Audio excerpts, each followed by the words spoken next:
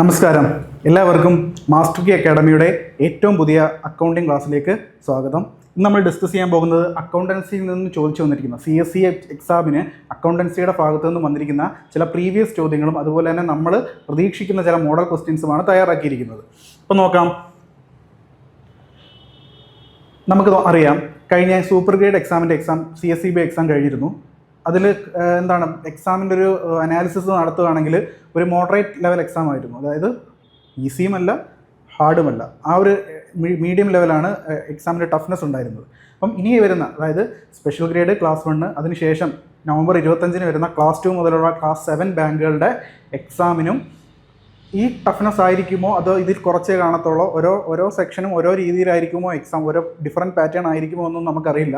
ഈ എക്സാമിന് എന്തായാലും അക്കൗണ്ടൻസിയുടെ ഭാഗത്ത് നിന്ന് നമ്മുടെ സിലബസിൽ, അതായത് സിലബസ് അടിസ്ഥാനപ്പെടുത്തിയായിരുന്നു ഈ എക്സാമിൻ്റെ കറക്റ്റായിട്ട് സിലബസിൽ പറഞ്ഞ കാര്യങ്ങൾ തന്നെയാണ്. ഒന്നും ഔട്ട്സൈഡിൽ നിന്ന് വന്നിട്ടില്ല. അതുപോലെ തന്നെ അക്കൗണ്ടൻസിയുടെ ഭാഗത്ത് തന്നെ പുതുതായിട്ട് ആഡ് ചെയ്ത ഫിനാൻഷ്യൽ മാനേജ്മെൻറ്റിൽ നിന്നൊക്കെ ഒരു ചോദ്യങ്ങൾ വന്നിരുന്നു.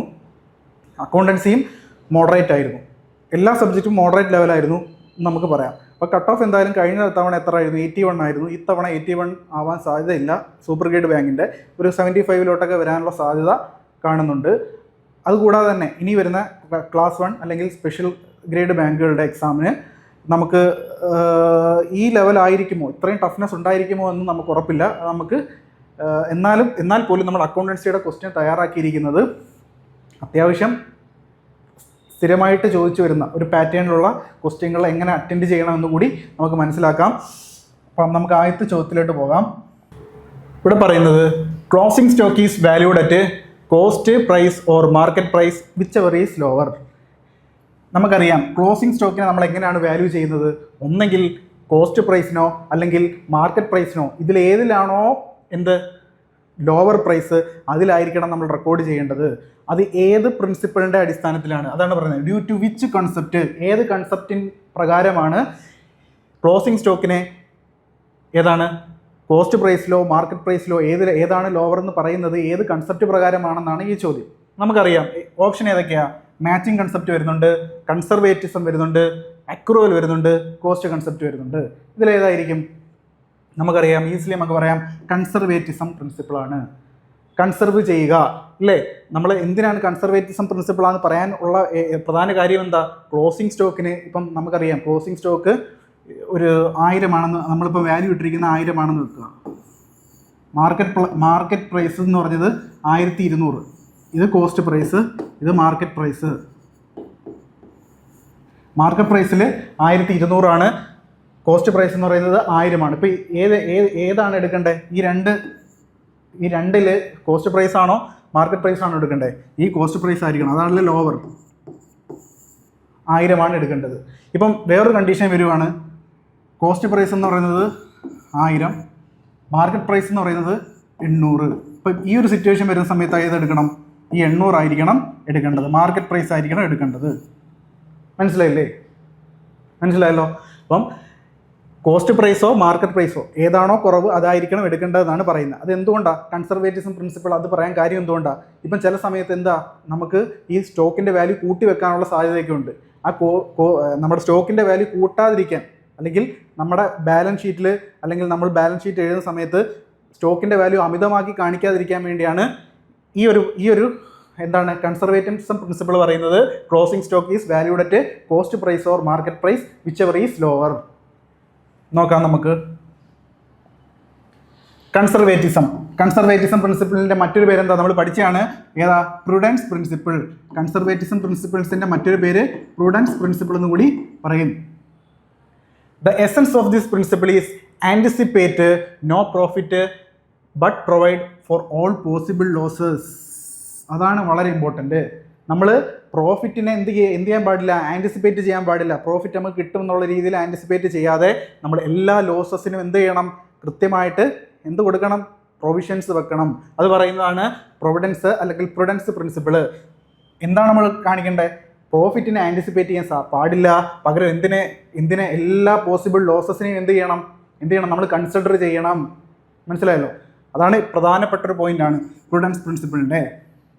എല്ലാ ലോസുകളെയും നമ്മൾ കൺസിഡർ ചെയ്യണം, പ്രോഫിറ്റിനെ എന്ത് ചെയ്യാൻ പാടില്ല? കൺസിഡർ ചെയ്യാൻ പാടില്ല. ഈ ലോസിനെ നമ്മൾ കൺസിഡർ ചെയ്യുന്നത് എങ്ങനെയാണ്? പ്രൊവിഷൻസ് ക്രിയേറ്റ് ചെയ്തുകൊണ്ട്. എങ്ങനെയാണ്?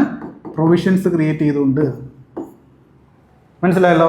ഇനി അടുത്തത്, while preparing the financial statement, it take into consideration all possible losses and ignore all possible gains. Profits അല്ല, എന്ത് വേണം? ഈ പറഞ്ഞ മുകളിൽ പറഞ്ഞത് തന്നെയാണ് പറയുന്നത്. എല്ലാ പോസിബിൾ ലോസസിനെയും കൺസിഡർ ചെയ്യുക, ഇഗ്നോർ ചെയ്യുക, നമ്മുടെ പോസിബിൾ ആയിട്ടുള്ള ഗെയിൻസിനെ എന്ത് ചെയ്യുക? ഇഗ്നോർ ചെയ്യുക. This is A policy of playing safe. ഇനി അടുത്തത്, നമ്മൾ ആദ്യത്തെ പ്രിൻസിപ്പിൾ കൺസർവേറ്റിസം നമ്മൾ പറഞ്ഞു കഴിഞ്ഞു. ഇനി അടുത്ത ഓപ്ഷനിലുള്ള 2-3 ഇതാണ്. ഒന്നാമത്തെ മാച്ചിങ് കൺസെപ്റ്റ്. എന്താണ് മാച്ചിങ് കൺസെപ്റ്റ് എന്ന് പറയുന്നത്? According to this concept only those expenses belongs to the current accounting period must be matched against the revenue relating to the same period. അതായത് മാച്ചിങ് പ്രിൻസിപ്പിൾ പറയുന്നത് ഇത്രയേ ഉള്ളൂ. നമ്മൾ ഒരു അക്കൗണ്ടിങ് സൈക്കിൾ അല്ലെങ്കിൽ ഒരു അക്കൗണ്ടിങ് പീരീഡിൽ വരുന്ന എല്ലാ ചെലവുകളെയും നമ്മൾ എന്ത് ചെയ്യണം? അവിടുത്തെ റവന്യൂമായിട്ട് മാച്ച് ചെയ്യണമെന്ന് അവർ പറയുന്നത്. അതായത് ഈ റവന്യൂ ഉണ്ടാക്കാനായിട്ട് നമ്മൾ എടുത്തിരിക്കുന്ന ചെലവുകളെല്ലാം ആ അക്കൗണ്ടിങ് പീരീഡിൽ തന്നെ കാണിച്ചിരിക്കണം. ഇപ്പോൾ നമുക്ക് നോക്കാം, നമ്മൾ 1,00,000 രൂപ 1,00,000 രൂപയുടെ ഒരു സാധനം നമ്മൾ വിറ്റു. 1,00,000 രൂപ നമുക്ക് കിട്ടി. ആ 1,00,000 രൂപ കിട്ടിയപ്പോൾ നമുക്ക് ചിലവായ കുറേ പരിപാടികളുണ്ട്. നമ്മൾ 1,00,000 രൂപയുടെ സാധനം വിൽക്കാൻ വേണ്ടി നമുക്ക് ഏതാണ്ട് ഒരു 25,000 രൂപയോളം നമുക്ക് ചിലവ് സംഭവിച്ചു. എന്ത് ചെയ്തു? 25,000 രൂപയുടെ ചിലവ് കാണിച്ചു. അപ്പോൾ 25,000, ഈ 1,00,000-ൽ നിന്ന് 25,000 പോയിട്ട് 75,000 രൂപയല്ലേ നമ്മുടെ ലാഭം എന്ന് പറയുന്നത്. ആ ചിലവും കൂടെ മാറ്റണ്ടേ അതിൽ നിന്നും. അപ്പം ഈ 25,000 എന്തിനു വന്ന, ഈ 25,000 എന്ന് പറഞ്ഞാൽ എന്തിനു വന്ന ചിലവാണ്? ഈ 1,00,000 രൂപ നമുക്കൊരു സാധനം വിൽക്കാൻ വേണ്ടി നമുക്ക് 1,00,000 നമുക്ക് കിട്ടിയെങ്കിൽ ആ 1,00,000 കിട്ടാൻ വേണ്ടി നമ്മളെ സഹായിച്ചതാണ് ഈ 25,000 രൂപയുടെ ചിലവ്. ഈ 25,000 രൂപ ഉള്ളത് കൊണ്ടാണ് നമുക്ക് 1,00,000 രൂപ കിട്ടിയത്. അതാണ് പറയുന്നത് those belongs to current accounting period must be match ചെയ്യണം എന്തുമായിട്ട്? റവന്യൂ. ആ റവന്യൂ ആയിട്ട് ആ എക്സ്പെൻസുകൾക്ക് മാച്ച് ഉണ്ടായിരിക്കണം, അല്ലെങ്കിൽ മാച്ച് ചെയ്യണമെന്നാണ് മാച്ചിങ് കൺസെപ്റ്റ് കൊണ്ട് ഉദ്ദേശിക്കുന്നത്. അടുത്ത നമ്മൾ പറയാൻ പോകുന്നത് അക്രൂവൽ കൺസെപ്റ്റ് ആണ്. ഈ അക്രൂവൽ കൺസെപ്റ്റ് പ്രകാരം as per this concept outstanding എക്സ്പെൻസുകളെയും ഔട്ട്സ്റ്റാൻഡിങ് ഇൻകങ്ങളെയുമാണ് ഇവിടെ കൺസിഡർ ചെയ്യുന്നത്. ഔട്ട്സ്റ്റാൻഡിങ് എക്സ്പെൻസുകളെയും ഔട്ട്സ്റ്റാൻഡിങ് ഇൻകങ്ങളെയും. അപ്പം നമുക്ക് നോക്കാം, ഈ ഔട്ട്സ്റ്റാൻഡിങ് എക്സ്പെൻസ്, ഈ അക്രൂവൽ കൺസെപ്റ്റ് പ്രധാനമായിട്ടും പറയുന്നത് എന്താണെന്ന് അറിയാമോ? ഈ അക്രൂവൽ കൺസെപ്റ്റ് പ്രധാനമായിട്ടും പറയുന്നത് നമ്മൾ എന്ത് ചെയ്യണം? നമുക്ക് ക്യാഷ്, നമുക്ക് ഇപ്പോൾ എന്തെങ്കിലും ഒരു സർവീസ് നമ്മൾ ചെയ്തുകൊണ്ട് നമുക്ക് ക്യാഷ് കിട്ടിയെന്ന് വെക്കുക. നമുക്ക് എന്ത് കിട്ടി? ക്യാഷ് കിട്ടി. ക്യാഷ് കിട്ടുന്നതല്ലാതെ നമ്മൾ ആ സർവീസ് ചെയ്യുന്ന സമയത്ത് തന്നെ, സർവീസ് ചെയ്ത് കൊടുക്കുന്ന സമയത്ത് തന്നെ എന്ത് ചെയ്യണം? നമ്മൾ അക്കൗണ്ടിങ്ങിൽ ട്രീറ്റ് ചെയ്യണമെന്നാണ് പറയുന്നത്. അല്ലാതെ ക്യാഷ് മേടിക്കുന്ന സമയത്ത് മാത്രമല്ല നമ്മൾ കാണിക്കേണ്ടത്, ക്യാഷ് മേടിക്കുന്നതിന് മുന്നേ തന്നെ നമ്മൾ എന്ത് ചെയ്യണം? ബുക്സ് ഓഫ് അക്കൗണ്ടിൽ അത് റെക്കോർഡ് ചെയ്യണം, അല്ലെങ്കിൽ കാണിക്കണമെന്നാണ് ഈ അക്രൂവൽ കൺസെപ്റ്റ് കൊണ്ട് പറയുന്നത്. അതാണ് ഇവിടെ പറയുന്നത്. എന്ത്? Outstanding expense. പൈസ എക്സ്പെൻസ് എന്താണ്? ഔട്ട്സ്റ്റാൻഡിങ് ആണ്. അതുപോലെ തന്നെ ഔട്ട്സ്റ്റാൻഡിങ് ഇൻകം, നമുക്ക് എന്തുണ്ട്? ഇൻകം കൊടുക്കാനുണ്ട്, അല്ലേ? അങ്ങനെ കിട്ടാനുണ്ട്, കൊടുക്കാനുണ്ട് എന്നൊക്കെ പറയുന്ന കാര്യം എന്താണ്? ഇത് ഈ അക്രൂവൽ ഇൻകം വരും. അക്രൂവൽ ഇൻകം ഇതിനകത്ത് വരുന്നതാണ്. അതെന്തുകൊണ്ടാണ് അക്രൂവൽ ഇൻകം ഒക്കെ വരുന്നത്? കാരണം ഇത് നമുക്ക് എന്താണ്? ഒരു സർവീസ് നമ്മൾ ചെയ്ത് കൊടുക്കുന്നു, അല്ലെങ്കിൽ എന്തെങ്കിലും ഒരു കാര്യം നമ്മൾ ചെയ്ത് കൊടുക്കുന്നു, പക്ഷേ നമുക്ക് ക്യാഷ് കൈ കിട്ടിയിട്ടില്ല. പക്ഷേ നമ്മൾ ക്യാഷ് കൈ കിട്ടുന്നതിന് മുന്നേ തന്നെ അതൊരു ഇൻകമായിട്ട് നമ്മൾ ട്രീറ്റ് ചെയ്യും എന്ന് മനസ്സിലാക്കുക. ഏത് പ്രകാരം? അക്രൂവൽ കൺസെപ്റ്റ് പ്രകാരം. പൈസ അല്ലെങ്കിൽ എക്സ്പെൻസ് ഉണ്ടാകുന്ന സമയത്ത് തന്നെ നമ്മൾ എന്ത് ചെയ്യും? അത് ട്രീറ്റ് ചെയ്യും. പക്ഷേ നമുക്ക് എക്സ്പെൻസ് കൊടുത്തതിന് ശേഷമല്ല, എക്സ്പെൻസ് ആയി മാറുന്ന സമയത്ത് തന്നെ നമ്മൾ ബുക്സ് ഓഫ് അക്കൗണ്ടിൽ ട്രീറ്റ് ചെയ്യും. പക്ഷേ എക്സ്പെൻസ് നമ്മൾ എന്ത് ചെയ്തിട്ടില്ല? കൊടുത്തിട്ടില്ല. അതാണ് അക്രൂവൽ കൺസെപ്റ്റ്. ഇതിനൊരു വിപരീതമാണ് ഇത് cash concept, cash basis of accounting.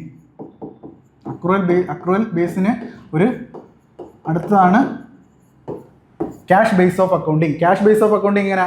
അത് ക്യാഷ് കിട്ടുമ്പോഴാണ് എന്ത് ചെയ്യുന്നത്? നമുക്ക് കയ്യിൽ കിട്ടുമ്പോൾ മാത്രമേ നമ്മൾ ബുക്സ് ഓഫ് അക്കൗണ്ടിലോ അല്ലെങ്കിൽ റെക്കോർഡ്സിൽ രേഖപ്പെടുത്തുകയുള്ളൂ എന്ന് മനസ്സിലാക്കി വെക്കുക. അടുത്ത പറയുന്നതാണ് ഡുവൽ ആസ്പെക്റ്റ് കൺസെപ്റ്റ്. നമുക്കറിയാവുന്നതാണ് ഡുവൽ ആസ്പെക്റ്റ്. നമ്മൾ പറഞ്ഞു അക്കൗണ്ടൻസിയുടെ ഏറ്റവും വലിയൊരു പ്രിൻസിപ്പിൾ തന്നെ എന്താണ്? ഡുവൽ ആസ്പെക്റ്റ് ആണ്, അല്ലേ? ഇപ്പോൾ നോക്കാം, this is the basis of accounting principle. Accounting principle ഏറ്റവും ബേസിസ് ആയിട്ടുള്ള അക്കൗണ്ടിങ് പ്രിൻസിപ്പിൾ ആണ് എന്ത്? ഡുവൽ ആസ്പെക്റ്റ് കൺസെപ്റ്റ് എന്ന് പറയുന്നത്. According to this concept each and every business transaction has 2 aspect. That is ഏതൊക്കെയാ? ഗിവിങ് ആസ്പെക്റ്റും ഒരു റിസീവിങ് ആസ്പെക്റ്റും. നമ്മുടെ അക്കൗണ്ട് എല്ലാ ബിസിനസ് ട്രാൻസാക്ഷൻസിനും ഈ ഡുവൽ ആസ്പെക്ട് പ്രകാരം നമ്മൾ നടത്തുന്ന എല്ലാ ബിസിനസ് ട്രാൻസാക്ഷൻസിനും എന്തുണ്ട്? രണ്ട് ആസ്പെക്റ്റുകളുണ്ട്. ഏതൊക്കെയാണ്? ഒരു ഗിവിങ് ആസ്പെക്റ്റും അതുപോലെ തന്നെ ഒരു റിസീവിങ് ആസ്പെക്റ്റും. നോക്കാം. The accounting equation is developed with the help of dual aspect concept. Accounting equation എങ്ങനെയാണ് ഡെവലപ്പ് ചെയ്തിരിക്കുന്നത്? ഈ ഡ്യുവൽ ആസ്പെക്ട് കൺസെപ്റ്റ് പ്രകാരമാണ് അക്കൗണ്ടിങ് ഇക്വേഷൻ പ്രിപ്പയർ ചെയ്തിരിക്കുന്നത്. ഇനി നമുക്ക് നോക്കാം ഏതൊക്കെയാണ് ഗിവിങ് ആസ്പെക്റ്റ്. ഗിവിങ് ആസ്പെക്റ്റ് എന്ന് പറയുന്നത് ഡെബിറ്റും അതുപോലെ തന്നെ റിസീവിങ് ആസ്പെക്റ്റ് എന്ന് പറയുന്നത് ക്രെഡിറ്റും. ഗിവിങ് ആസ്പെക്റ്റ് ഡെബിറ്റും റിസീവിങ് ആസ്പെക്റ്റ് എന്ന് പറയുന്നത് ക്രെഡിറ്റും. അതാണ് രണ്ട് ആസ്പെക്റ്റുകൾ. ഏതൊരു ട്രാൻസാക്ഷൻസിനും ഒരു ഡെബിറ്റും ഉണ്ട് ഒരു ക്രെഡിറ്റും ഉണ്ടെന്ന് മനസ്സിലാക്കുക. ഒരു ഗിവിങ് ആസ്പെക്റ്റും ഉണ്ട് ഒരു റിസീവിങ് ആസ്പെക്റ്റും ഉണ്ട്. അക്കൗണ്ടിങ് ഇക്വേഷൻ ഡെവലപ്പ് ചെയ്തിരിക്കുന്നത് ഏത് പ്രിൻസിപ്പിൾ അല്ലെങ്കിൽ ഏത് കൺസെപ്റ്റ് പ്രകാരമാണ്? ഡുവൽ ആസ്പെക്ട് കൺസെപ്റ്റ് പ്രകാരമാണ്. This concept says for every debit there is a corresponding credit. എല്ലാ കറസ്പോണ്ടിങ് ആയിട്ടുള്ള ഡെബിറ്റുകൾക്കും എന്തുണ്ട്? ഒരു ക്രെഡിറ്റ് ഉണ്ട് എന്ന് മനസ്സിലാക്കി വെക്കുക. Double entry system of bookkeeping is based on this concept. Double entry system of book കീപ്പിംഗിൻ്റെ ഡബിൾ എൻട്രി സിസ്റ്റം ഈ ഡുവൽ ആസ്പെക്ട് കൺസെപ്റ്റ് പ്രകാരമാണ് double entry system of bookkeeping നമ്മൾ എന്ത് ചെയ്യുന്നത്? കാണുന്നതെന്ന് മനസ്സിലാക്കി വെക്കുക. അപ്പം അടുത്തത് എന്താണ്? Cost concept or historical cost concept. Cost concept അല്ലെങ്കിൽ ഹിസ്റ്റോറിക്കൽ കോസ്റ്റ് കൺസെപ്റ്റ് എന്താണ് പറയുന്നത്? According to this concept assets are to be recorded in the books of accounts at their purchase price and not at the market price. അതാണ് ഇവിടുത്തെ important. എങ്ങനെ ആയിരിക്കണം? നമ്മൾ purchase ചെയ്യുന്ന പ്രൈസിനായിരിക്കണം. ഇത് എത്ര വർഷം കഴിഞ്ഞാലും 6 വർഷം കഴിഞ്ഞാലും 7 വർഷം കഴിഞ്ഞാലും അസറ്റ് നമ്മൾ അക്വയർ ചെയ്ത് 8 വർഷം കഴിഞ്ഞാൽ പോലും നമ്മൾ എങ്ങനെ ആയിരിക്കണം അത് റെക്കോർഡ് ചെയ്യേണ്ടത്? എങ്ങനെ ആയിരിക്കണം? പർച്ചേസ് പ്രൈസിൽ മാത്രമേ ബുക്സ് ഓഫ് അക്കൗണ്ട്സിൽ കാണിക്കാവൂ. അല്ലാതെ ഇപ്പം നമുക്കറിയാം 50,000 രൂപയുള്ള ഒരു സാധനമാണെന്ന് വെച്ചു. ആ സാധനത്തിന് ഒരു 5 വർഷം കഴിഞ്ഞപ്പം 2 ലക്ഷം രൂപയുടെ ബുക്ക് വാല്യൂ ഉണ്ടെന്ന് വിചാരിക്കുക. നമ്മൾ ഈ 50,000 വാങ്ങിയ സാധനത്തിന് 2 ലക്ഷം രൂപയുടെ ബുക്ക് വാല്യൂ ഉണ്ട്. അപ്പം മാർക്കറ്റ് വാല്യൂ ഉണ്ടെന്ന് വിചാരിക്കുക. നമുക്ക് പറ്റുമോ? 2 ലക്ഷം രൂപ കാണിക്കാൻ പറ്റുമോ? അല്ല കാണിക്കേണ്ടത്. ഈ 50,000 രൂപ തന്നെ ആയിരിക്കണം എന്ത് കാണിക്കേണ്ടത്? ബുക്സ് ഓഫ് അക്കൗണ്ടിൽ കാണിക്കേണ്ടത്. അതാണ് പറയുന്നത് അക്കോർഡിംഗ് ടു ദിസ് കൺസെപ്റ്റ്. ഇവിടെ എന്ത് പരിഗണിക്കുന്നില്ല? ഇൻഫ്ലേഷൻസ് പരിഗണിക്കുന്നില്ല. അത് മനസ്സിലാക്കി വെക്കുക. ഇൻഫ്ലേഷൻ ഇവിടെ എന്താ സംഭവിച്ചു? ഒരു ഇൻഫ്ലേറ്റ് ചെയ്തില്ലേ എമൗണ്ട്? കൂടിയില്ലേ എമൗണ്ട്? കാലാനുസൃതമായിട്ട് എമൗണ്ട് കൂടി. പക്ഷേ നമ്മൾ ബുക്സ് ഓഫ് അക്കൗണ്ടിൽ കാണിക്കില്ല. ബുക്സ് ഓഫ് അക്കൗണ്ടിൽ എന്ത് മാത്രമേ കാണിക്കൂ? പർച്ചേസ് പ്രൈസ് മാത്രമേ കാണിക്കൂ. മാർക്കറ്റ് പ്രൈസ് കാണിക്കില്ല എന്ന് മനസ്സിലാക്കുക. അത് ഏത് കൺസെപ്റ്റ് പ്രകാരമാണ്? Cost concept. ആ വേർഡിൽ തന്നെ ഉണ്ട് കോസ്റ്റ്. നമ്മൾ വാങ്ങിയ പർച്ചേസ് ചെയ്യുന്ന വില കോസ്റ്റ് പ്രൈസ് എന്ന് മനസ്സിലാക്കി വെക്കുക. ഹിസ്റ്റോറിക്കൽ കോസ്റ്റ് കൺസെപ്റ്റ് എന്ന് മറ്റൊരു പേരാണ് ഹിസ്റ്റോറിക്കൽ കോസ്റ്റ് കൺസെപ്റ്റ്. അപ്പം ഹിസ്റ്റോറിക്കൽ കോസ്റ്റ് കൺസെപ്റ്റ് പ്രകാരം പർച്ചേസ് പ്രൈസ് മാത്രമേ നമ്മൾ കൺസിഡർ ചെയ്യൂ. മാർക്കറ്റ് പ്രൈസ് കൺസിഡർ ചെയ്യില്ല. ബുക്സ് ഓഫ് അക്കൗണ്ട് എഴുതുന്ന സമയത്ത് പർച്ചേസ് പ്രൈസിൽ മാത്രമേ അസറ്റിന്റെ വാല്യൂ നമ്മൾ കാണിക്കൂ. Subsequent changes in the market value of asset should not be recorded in the books of account. എന്താണ്? പിന്നീട് വരുന്ന മാറ്റം, മാർക്കറ്റിൽ ഉണ്ടാകുന്ന നമ്മുടെ പ്രൊഡക്റ്റിനോ അല്ലെങ്കിൽ നമ്മൾ വാങ്ങിയ സാധനത്തിനോ അസറ്റിനോ എന്തിനായാലും പിന്നീട് ഉണ്ടാകുന്ന ഒരു മാറ്റം എന്ത് ചെയ്യത്തില്ല? ബുക്സ് ഓഫ് അക്കൗണ്ടിൽ നമ്മൾ കാണിക്കില്ല. ബുക്സ് ഓഫ് അക്കൗണ്ടിൽ എന്താണ് കാണിക്കുന്നത്? പർച്ചേസ് പ്രൈസ് മാത്രമേ നമ്മൾ കാണിക്കുള്ളൂ എന്ന് മനസ്സിലാക്കുക. അത് ഏത് കൺസെപ്റ്റ് പ്രകാരമാണ്? കോസ്റ്റ് കൺസെപ്റ്റ് അല്ലെങ്കിൽ ഹിസ്റ്റോറിക്കൽ കോസ്റ്റ് കൺസെപ്റ്റ് പ്രകാരമാണെന്ന് മനസ്സിലാക്കി വെക്കുക.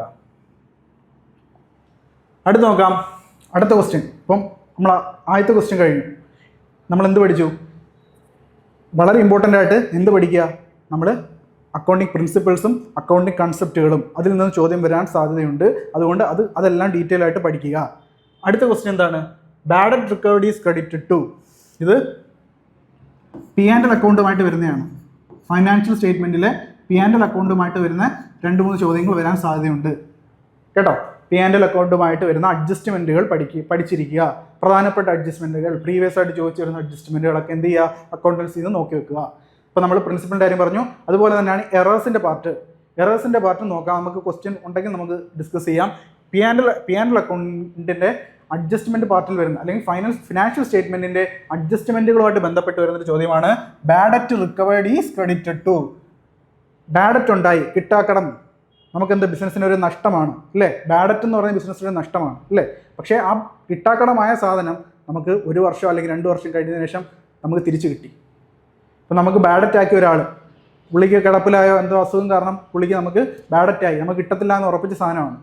പക്ഷേ ഒരു 2 വർഷം കഴിഞ്ഞപ്പം അദ്ദേഹത്തിൻ്റെ മകനോ ആരെങ്കിലും നമുക്ക് ആ പൈസ തിരിച്ചു തരുന്നു. അപ്പം എന്താ? ബാഡ് ഡെറ്റ് എന്തായി? റിക്കവറായി, നമുക്ക് കിട്ടത്തില്ലെന്ന് പ്രതീക്ഷിച്ച സാധനം കിട്ടി. അപ്പോൾ എന്താണ്? ഒരു അസറ്റാണ് എന്ന് മനസ്സിലാക്കുക. ബാഡ് ഡെറ്റ് റിക്കവേർഡ് ഈസ് ഇതൊരു ബാഡ് ഡെറ്റ് റിക്കവേർഡ് എന്ന് പറയുന്നത് എന്താണ്? ഒരു അസറ്റ് ആണ് നമ്മളെ സംബന്ധിച്ച്. അപ്പോൾ എന്ത് ചെയ്യണം? ക്രെഡിറ്റ് ചെയ്യണം. എന്തിനാണ് ക്രെഡിറ്റ് ചെയ്യേണ്ടത്? P&L account. നമുക്കറിയാം P&L അക്കൗണ്ടിൻ്റെ debit side, credit side. Debit സൈഡിൽ എന്താണ്? എല്ലാ എക്സ്പെൻസും ലോസുമാണ്. ക്രെഡിറ്റ് സൈഡിൽ നമ്മൾ എന്തൊക്കെ എഴുതുന്നത്? എല്ലാ ഇൻകംസും ഗെയിൻസും. മറന്നു പോരുത്, P&L അക്കൗണ്ടിന്റെ ഡെബിറ്റ് സൈഡിൽ എപ്പോഴും എന്തായിരിക്കും? എക്സ്പെൻസുകളെയും ലോസുകളെയും ആയിരിക്കും കാണിക്കുന്നത്. അതുപോലെ തന്നെ ക്രെഡിറ്റ് സൈഡിൽ എന്തായിരിക്കും കാണിക്കുന്നത്? ഇൻകത്തിനെയും ഗെയിൻസിനെയും ആയിരിക്കും കാണിക്കുന്നത്. നമുക്കറിയാം ട്രേഡിംഗ് P&L അക്കൗണ്ടിൽ വരുന്ന എല്ലാ സാധനങ്ങളും എന്തായിരിക്കും? ഏത് ഐറ്റം ആയിരിക്കും? നോമിനൽ അക്കൗണ്ടുകളുടെ ബാലൻസുകളെയാണ് ഇങ്ങോട്ട് കൊണ്ടുവരുന്നത്. നോമിനൽ അക്കൗണ്ടുകൾ ടോട്ടൽ ചെയ്തിട്ടാണ് ഇങ്ങോട്ട് കൊണ്ടുവരുന്നത്. റിയൽ അക്കൗണ്ടിൻ്റെയും അതുപോലെ തന്നെ പേഴ്സണൽ അക്കൗണ്ടിൻ്റെയും ബാലൻസുകളെ എങ്ങോട്ട് കൊണ്ടുപോകും? ബാലൻസ് ഷീറ്റിലേക്ക് മാറ്റും. മനസ്സിലായോ? അപ്പം ട്രേഡിംഗ് P&L അക്കൗണ്ടിൽ വരുന്നത് ഐറ്റങ്ങൾ ഏതൊക്കെയായിരിക്കും? നോമിനൽ അക്കൗണ്ടുകളായിരിക്കും. നോമിനൽ അക്കൗണ്ടുകളായിരിക്കും എവിടെ വരുന്നത്? ട്രേഡിംഗ് P&L അക്കൗണ്ടിൽ വരുന്നതെന്ന് മനസ്സിലാക്കി വെക്കുക. അപ്പം ഈ ട്രേഡിംഗ് P&L അക്കൗണ്ടിൻ്റെ ക്രെഡിറ്റ് സൈഡ് ഇൻകം സൈഡും ഡെബിറ്റ് സൈഡ് എന്തായിരിക്കും? എക്സ്പെൻസും ലോസുകളുമായിരിക്കും എഴുതുന്നത്. അതിൽ P&L അക്കൗണ്ടിൽ ക്രെഡിറ്റ് ചെയ്യുന്നു, ഇതൊരു ഇൻകം അല്ലേ, അസറ്റല്ലേ നമുക്ക്. അപ്പം എന്താണ്? അതിനെ എവിടെ കൊണ്ടുവന്ന് എഴുതും? P&L അക്കൗണ്ടിൻ്റെ ക്രെഡിറ്റ് സൈഡിൽ കാണിക്കുമെന്ന് മനസ്സിലാക്കി വെക്കുക. നമുക്ക് എക്സ്പ്ലനേഷന് പോകാം. ബാഡ് ഡെറ്റ് റിക്കവേർഡ് എന്താണെന്നാണ് പറയുന്നത്. It is the amount collected from old customers whose accounts do not appear in the books as they had ready they have not ready been written off from the firm's books as bad debt. അതായത് നമ്മുടെ firm bad debt ആയിട്ട് കണക്കാക്കി നമ്മുടെ old customer നമുക്ക് പൈസ 1 ലക്ഷം രൂപ നമ്മുടെ കയ്യിൽ നിന്ന് വാങ്ങിക്കൊണ്ട് പോയി. ഓൾഡ് കസ്റ്റമർ 1 ലക്ഷം രൂപ വാങ്ങിക്കൊണ്ട് പോയി. ആ 1 ലക്ഷം രൂപ നമുക്ക് ഒരു വർഷത്തിനകം തരാമെന്ന് പറഞ്ഞു. ഒരു വർഷമായിട്ട് 1 ലക്ഷം രൂപ കിട്ടിയില്ല. കിട്ടാതെ എത്ര മുടങ്ങിപ്പോയി? ഒരു 4-5 വർഷത്തിന് ശേഷം അല്ലെങ്കിൽ 4 വർഷത്തിന് ശേഷം അദ്ദേഹത്തിന് മരണപ്പെട്ടു പോയെന്ന് സങ്കല്പിക്കുക. മരണപ്പെട്ടു പോയെങ്കിൽ അദ്ദേഹത്തിൻ്റെ മകൻ നമുക്ക് കൊണ്ടുവന്ന് ഈ 1 ലക്ഷം രൂപ തരുന്നു. അപ്പോൾ എന്താണ് നമുക്ക് സംഭവിച്ചത്? നമ്മൾ കിട്ടത്തില്ല എന്ന് പ്രതീക്ഷിച്ചിരുന്ന സാധനം റിക്കവറായി വന്നു, നമുക്ക് കിട്ടി. അപ്പോൾ എന്താണ്? അതൊരു അസറ്റാണ് എന്ന് മനസ്സിലാക്കി വെക്കുക. The amount of bad debt recovered can be taken as an independent income and credited to the P&L account. അതിനെ ഒരു ഇൻഡിപെൻഡൻറ്റ് ഇൻകം ആയിട്ട് കാണിച്ചുകൊണ്ട് നമ്മൾ P&L അക്കൗണ്ടിൽ ക്രെഡിറ്റ് ചെയ്യണം. ബാഡ് ഡെറ്റിനെ എവിടെ കാണിക്കുന്നത്? ബാഡ് ഡെറ്റ് ഉണ്ടായാലും നമ്മൾ ഡെബിറ്റ് സൈഡിലാണ് കാണിക്കുന്നത്. ബാഡ് ഡെറ്റ് റിക്കവേർഡ്, നമുക്ക് റിക്കവർ ചെയ്ത് കിട്ടി ബാഡ് ഡെറ്റ്, അതിനെ എവിടെ കാണിക്കും? ക്രെഡിറ്റ് സൈഡിൽ കാണിക്കും, ഓപ്പോസിറ്റ് സൈഡിൽ കാണിക്കും. മനസ്സിലാക്കി വെക്കുക. ഇപ്പോൾ 2 എണ്ണം പഠിക്കാം. ബാഡ് ഡെറ്റ് ഡെബിറ്റ് സൈഡിലും ബാഡ് ഡെറ്റ് റിക്കവേർഡ് P&L അക്കൗണ്ടിൻ്റെ ക്രെഡിറ്റ് സൈഡിലുമാണ് കാണിക്കുന്നത്.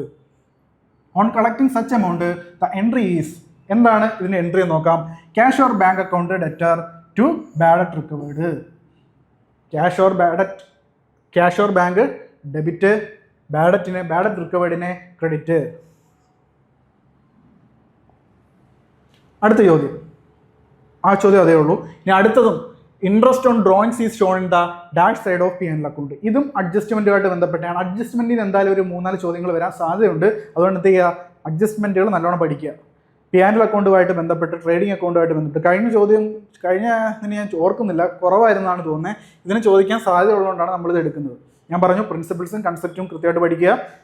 P&L account, trading account, balance sheet, ഇത് നല്ല രീതിയിൽ ഫിനാൻഷ്യൽ സ്റ്റേറ്റ്മെൻറ്റുകൾ നല്ല രീതിയിൽ പഠിക്കുക. ബാങ്ക് റീകൺസിലിയേഷൻ സ്റ്റേറ്റ്മെൻറ്റ്, അത് നമുക്ക് ക്വസ്റ്റ്യൻ വരും, അപ്പോൾ ഞാൻ പറഞ്ഞുതരാം. അപ്പം ഇതും എന്താണ്? P&L അക്കൗണ്ടിലെ ഒരു അഡ്ജസ്റ്റ്മെൻ്റ് ആണ്. Interest on drawings is shown in the dash side of P&L account. Interest on drawings എന്താണ്?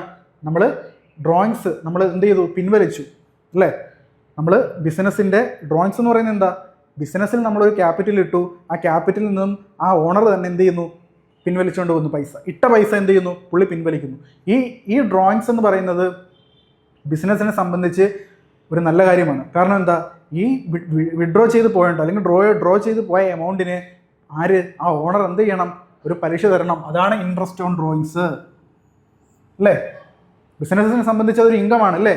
ഇൻട്രസ്റ്റ് ഓൺ ഡ്രോയിങ്സ് എന്ന് പറയുന്ന ഒരു ഇൻകമാണ്. കാരണം ബിസിനസ്സിന് ഇങ്ങോട്ട് കിട്ടുന്നേ, അതായത് നമ്മുടെ ഓണർ ക്യാപിറ്റൽ കൊണ്ടുവരുന്നത്. ക്യാപിറ്റൽ എപ്പോഴും നമ്മൾ ലയബിലിറ്റിയാണ്, അത് തിരിച്ചു കൊടുക്കേണ്ടതാണ് അല്ലേ? അപ്പം ഒരു ലയബിലിറ്റി ബിസിനസ്സിൽ നിന്നും കുറയുകയാണ് ചെയ്യുന്നത്. ബിസിനസ്സിൻ്റെ ലയബിലിറ്റി കുറയുകയാണ്. ഡ്രോ ചെയ്ത് പോകുന്ന സമയത്ത് എന്ത് ചെയ്യണം? നമുക്ക് ഇൻട്രസ്റ്റ് തരണം. ആ ഡ്രോ ചെയ്ത എമൗണ്ടിന് കറസ്പോണ്ടൻ്റ് ആയിട്ടൊരു ഇൻട്രസ്റ്റ് തരണം. ആ ഇൻട്രസ്റ്റ് ആണ് ഇൻട്രസ്റ്റ് ഓൺ ഡ്രോയിങ്സ്. അത് ബിസിനസ്സിനെ സംബന്ധിച്ച് എന്താണ്? ഒരു ഒരു ഇൻകമാണ് എന്ന് മനസ്സിലാക്കി വെക്കുക. അപ്പം അങ്ങനെ ഒരു ഇൻകം വന്നു കഴിഞ്ഞാൽ നമ്മൾ എവിടെ ആയിരിക്കും കാണിക്കേണ്ടത്? ഞാൻ പറഞ്ഞു എല്ലാ ഇൻകങ്ങളും P&L അക്കൗണ്ട് എവിടെ വരണ്ടേ? ക്രെഡിറ്റ് സൈഡിലാണ് വരേണ്ടത്. സോ ക്രെഡിറ്റ് ആണ് ഇവിടുത്തെ ആൻസർ, ഡെബിറ്റ് അല്ല. ഒരു എക്സ്പെൻസോ അല്ലെങ്കിൽ ഒരു ലോസോ വരുന്നെങ്കിൽ എവിടെ കാണിച്ചേനെ? ഡെബിറ്റ് സൈഡിൽ കാണിച്ചേനെ. മനസ്സിലായല്ലോ? കൃത്യമായിട്ട് മനസ്സിലായല്ലോ? ഇനി നമുക്ക് എക്സ്പ്ലനേഷൻ നോക്കാം. Interest on drawings. എന്താണ് ഇൻട്രസ്റ്റ് ഓൺ ഡ്രോയിങ്സ് എന്ന് പറയുന്നത്? Some business charges interest for drawings made by the proprietor. It is a gain to the business. ഒരു ഇൻകം ആണ് അല്ലെങ്കിൽ ഒരു ഗെയിൻ ആണ് എന്തെന്ന് പറയുന്നത്? ഒരു ഇൻകം ആണ് അല്ലെങ്കിൽ ഒരു ഗെയിൻ ആണ് എന്തെന്ന് പറയുന്നതാ ഇൻട്രസ്റ്റ് ഓൺ ഡ്രോയിങ്സ് എന്ന് പറയുന്നത്. എങ്ങനെയാണ്? Some business charges interest for drawings made by the proprietor it is a gain. Interest charge ഡ്രോയിങ്സിന്മേൽ ഇൻട്രസ്റ്റ് ചാർജ് ചെയ്യുന്നുണ്ടെങ്കിൽ അത് ബിസിനസിനെ സംബന്ധിച്ചൊരു ഗെയിൻ ആണെന്ന് മനസ്സിലാക്കുക. This interest on drawings is a gain to the business and credited to profit and loss account. എല്ലാ ഗെയിനും അല്ലെങ്കിൽ എല്ലാ ഇൻകവും എവിടെയാണ് വരുന്നത്? പ്രോഫിറ്റ് ആൻഡ് ലോസ് അക്കൗണ്ടിന്റെ ക്രെഡിറ്റ് സൈഡിലാണ് വരുന്നത്. മറന്നു പോരുത്. എല്ലാ എക്സ്പെൻസുകളും ഡെബിറ്റ് സൈഡിലാണ് വരുന്നത്. The interest on drawings also shown on the liability of the balance sheet by deducting from the capital. അതുകൂടി മനസ്സിലാക്കി വെക്കുക. ഇൻട്രസ്റ്റ് ഓൺ ഡ്രോയിങ്സിനെ നമ്മൾ എവിടെ കാണിക്കുന്നു? P&L അക്കൗണ്ടിന്റെ ക്രെഡിറ്റ് സൈഡിൽ കാണിച്ചതിന് ശേഷം നമുക്ക് ബാലൻസ് ഷീറ്റിൽ നമ്മൾ ലയബിലിറ്റി സൈഡിൽ ക്യാപിറ്റൽ കാണിക്കുമല്ലോ. അപ്പം 2 ലക്ഷമാണ് നമുക്ക് ലയബിലിറ്റി ക്യാപിറ്റലായിട്ട് 2 ലക്ഷം രൂപ നമ്മൾ ലയബിലിറ്റി കാണിച്ചെന്ന് വെച്ചോ. പുള്ളി ഒരു 20,000 രൂപ വിഡ്രോ ചെയ്തുകൊണ്ട് പോയി. ബാലൻസ് എത്ര ഉണ്ട്? 1,80,000 രൂപ. ആ 1,80,000 രൂപ അപ്പം 2 ലക്ഷം രൂപ ക്യാപിറ്റലായിട്ട് കിടപ്പുണ്ടെന്ന് വിചാരിക്കുക. ഇതിൽ നിന്നും പുള്ളി എത്ര എടുത്തുകൊണ്ട് പോയി? 20,000 രൂപ എടുത്തുകൊണ്ട് പോയി എന്ന് കരുതുക. അപ്പോൾ ഇതെന്താണ്? ഡ്രോയിങ്സ് ആണ്. 20,000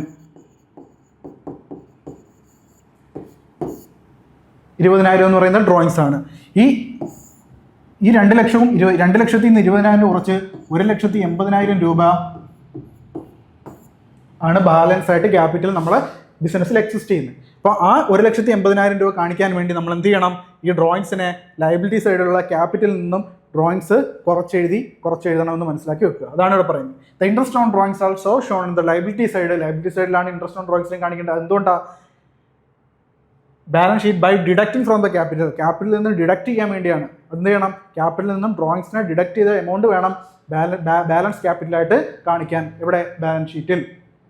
ഇനി അടുത്തത് ജേണൽ എൻട്രി ആണ്. ഏതാണ്? ഇൻട്രസ്റ്റ് ഓൺ ഡ്രോയിങ്സിന്റെ ജേണൽ എൻട്രി എന്താണെന്നാണ് നോക്കുന്നത്.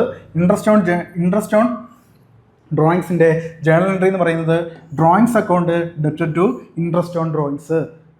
ഡ്രോയിങ്സ് അക്കൗണ്ട് ഡെറ്റഡ് to interest on drawings. Interest on ഡ്രോയിങ്സിന് എന്ത് ചെയ്യുന്നു? ക്രെഡിറ്റ് ചെയ്യുന്നു എന്ന് മനസ്സിലാക്കി വെക്കുക. അടുത്ത് നോക്കാം. അടുത്ത ക്വസ്റ്റ്യൻ ആണ് operating profit minus non operating expense plus non operating income. എന്തിൻ്റെ ഇക്വേഷനാണ് ഈ പറഞ്ഞിരിക്കുന്നത്? ഏതാണ്? Operating profit minus non operating expense plus non operating income. Non operating income ഉണ്ട് കേട്ടോ.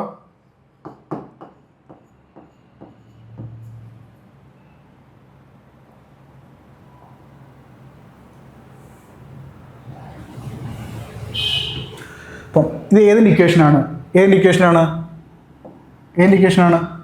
നെറ്റ് പ്രോഫിറ്റിൻ്റെ ഇക്വേഷനാണ്. നെറ്റ് പ്രോഫിറ്റ് കണ്ടുപിടിക്കാൻ നമുക്കറിയാം നെറ്റ് റിസൾട്ട് എല്ലാം വരുന്നത് എവിടെയാണ്? P&Lൻ്റെയാണ് നെറ്റ് പ്രോഫിറ്റ് എന്ന് പറയുന്നത്. P&L അക്കൗണ്ടിൻ്റെയാണ് നെറ്റ് പ്രോഫിറ്റും നെറ്റ് ലോസും വരുന്നത് P&L അക്കൗണ്ടിൻ്റെ റിസൾട്ടുകളാണ്. ഗ്രോസ് പ്രോഫിറ്റും ഗ്രോസ് റിസൾട്ടും വരുന്നത് ട്രേഡിംഗ് അക്കൗണ്ടാണ്. ട്രേഡിംഗ് അക്കൗണ്ട് റിസൾട്ടാണ് ഗ്രോസ് പ്രോഫിറ്റും ഗ്രോസ് ലോസും. സോ ഓപ്പറേറ്റിംഗ് നമുക്കറിയാം ഓപ്പറേറ്റിംഗ് എക്സ്പെൻസും നോൺ ഓപ്പറേറ്റിംഗ് ഇൻകം ഒക്കെ വരുന്നത് എവിടാണ്? P&L അക്കൗണ്ടുകളിലാണ് വരുന്നതെന്ന് മനസ്സിലാക്കി വെക്കുക. അപ്പം P&L അക്കൗണ്ടിൻ്റെ ഇക്വേഷനാണ്. ആ ഇക്വേഷൻ പഠിച്ചു വെക്കുക. വളരെ ഇമ്പോർട്ടൻ്റ് ആയിട്ടുള്ള ഇക്വേഷനാണ്.